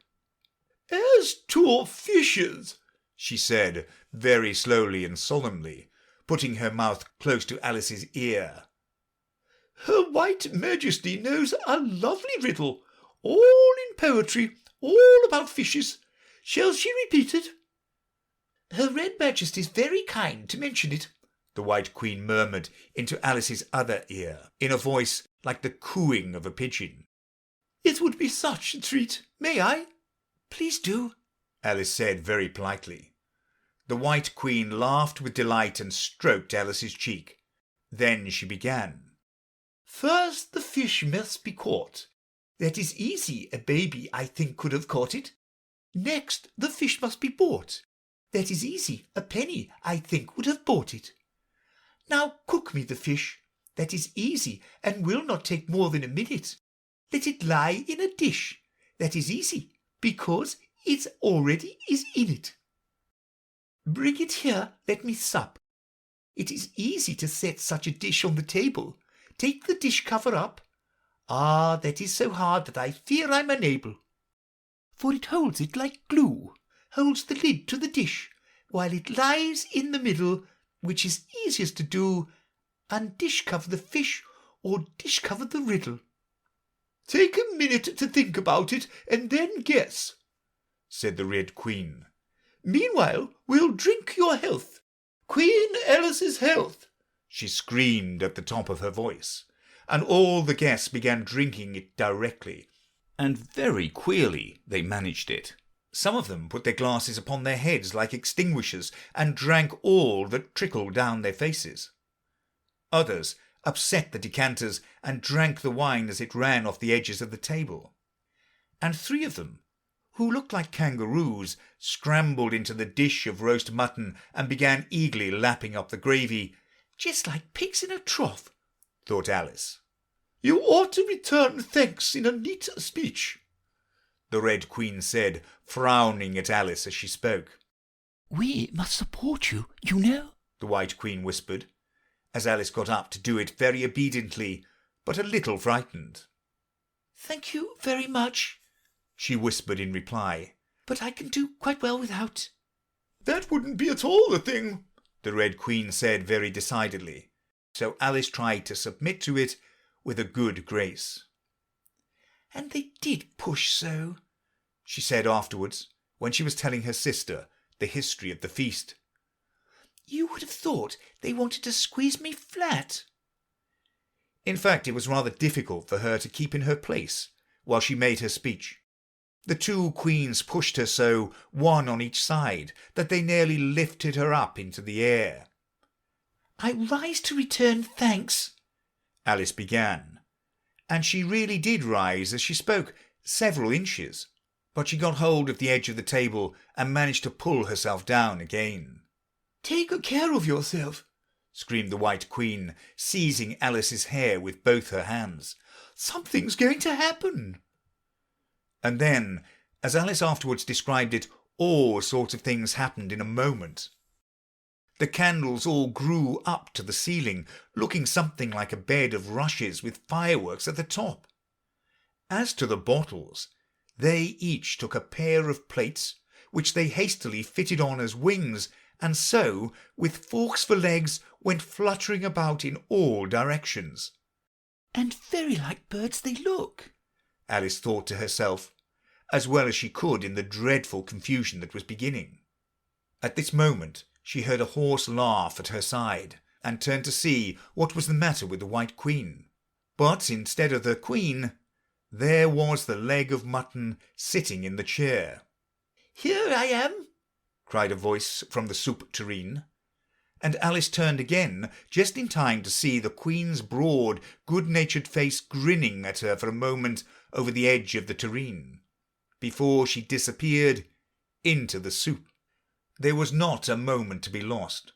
Already several of the guests were lying down in the dishes, and the soup ladle was walking up the table towards Alice's chair, and beckoning to her impatiently to get out of the way. "I can't stand this any longer," she cried, as she jumped up and seized the tablecloth with both hands. One good pull, and plates, dishes, guests, and candles came crashing down together in a heap on the floor. "And as for you," she went on, turning fiercely upon the Red Queen, whom she considered as the cause of all the mischief. But the Queen was no longer at her side. She had suddenly dwindled down to the size of a little doll, and was now on the table, merrily running round and round after her own shawl, which was trailing behind her. At any other time, Alice would have felt surprised at this, but she was far too much excited to be surprised at anything now. "As for you," she repeated, catching hold of the little creature in the very act of jumping over a bottle, which had just lighted upon the table. "I'll shake you into a kitten, that I will." End of chapter 9.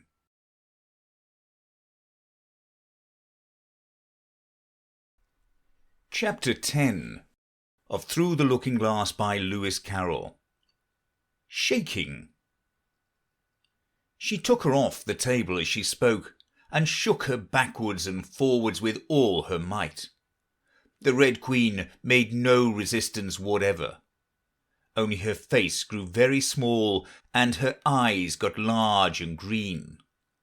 And still, as Alice went on shaking her, she kept on growing shorter, and fatter, and softer, and rounder, and... End of chapter 10.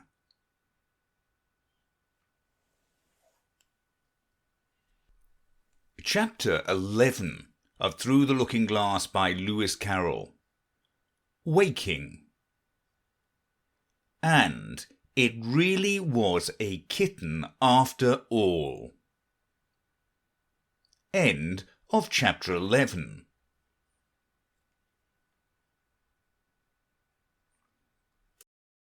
Chapter 12 of Through the Looking Glass by Lewis Carroll. Which dreamed it? Your Majesty shouldn't purr so loud, Alice said, rubbing her eyes and addressing the kitten, respectfully, yet with some severity. You woke me out of, such a nice dream. And you've been along with me, Kitty, all through the looking-glass world. Did you know it, dear? It is a very inconvenient habit of kittens. Alice had once made the remark that, whatever you say to them, they always purr. If they would only purr for yes, and mew for no, or any rule of that sort, she had said, so that one could keep up a conversation. But how can you talk with a person if they always say the same thing? On this occasion the kitten only purred, and it was impossible to guess whether it meant yes or no. So Alice hunted among the chessmen on the table, till she had found the Red Queen. Then she went down on her knees on the hearthrug and put the kitten and the Queen to look at each other. "Now, Kitty," she cried, clapping her hands triumphantly, "confess that was what you turned into." "But it wouldn't look at it," she said when she was explaining the thing afterwards to her sister. "It turned away its head and pretended not to see it. But it looked a little ashamed of itself, so I think it must have been the Red Queen. Sit up a little more stiffly, dear," Alice cried with a merry laugh. "and curtsy while you're thinking what to purr. It saves time, remember." And she caught it up and gave it one little kiss. "Just in honour of having been a Red Queen. Snowdrop, my pet," she went on, looking over her shoulder at the white kitten, which was still patiently undergoing its toilet. "When will Dinah have finished with your White Majesty, I wonder? That must be the reason you were so untidy in my dream. Dinah, do you know that you're scrubbing a White Queen? Really, it's most disrespectful of you. And what did Dinah turn to, I wonder?" she prattled on, as she settled comfortably down with one elbow in the rug and her chin in her hand to watch the kittens. "Tell me, Dinah, did you turn to Humpty Dumpty? I think you did. However, you'd better not mention it to your friends just yet, for I'm not sure. By the way, Kitty, if only you'd been really with me in my dream, there was one thing you would have enjoyed. I had such a quantity of poetry said to me, all about fishes. Tomorrow morning you shall have a real treat. All the time you're eating your breakfast, I'll repeat the Walrus and the Carpenter to you. And then you can make believe it's oysters, dear. Now, Kitty, let's consider who it was that dreamed it all. This is a serious question, my dear, and you should not go on licking your paw like that, as if Dinah hadn't washed you this morning. You see, Kitty, it must have been either me or the Red King. He was part of my dream, of course, but then I was part of his dream too. Was it the Red King, Kitty? You were his wife, my dear, so you ought to know. Oh, Kitty, do help to settle it. I'm sure your paw can wait." But the provoking kitten only began on the other paw and pretended it hadn't heard the question.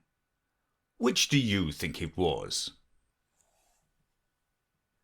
A boat beneath a sunny sky, lingering onward dreamily, in an evening of July. Children three that nestle near, eager eye and willing ear, pleased a simple tale to hear.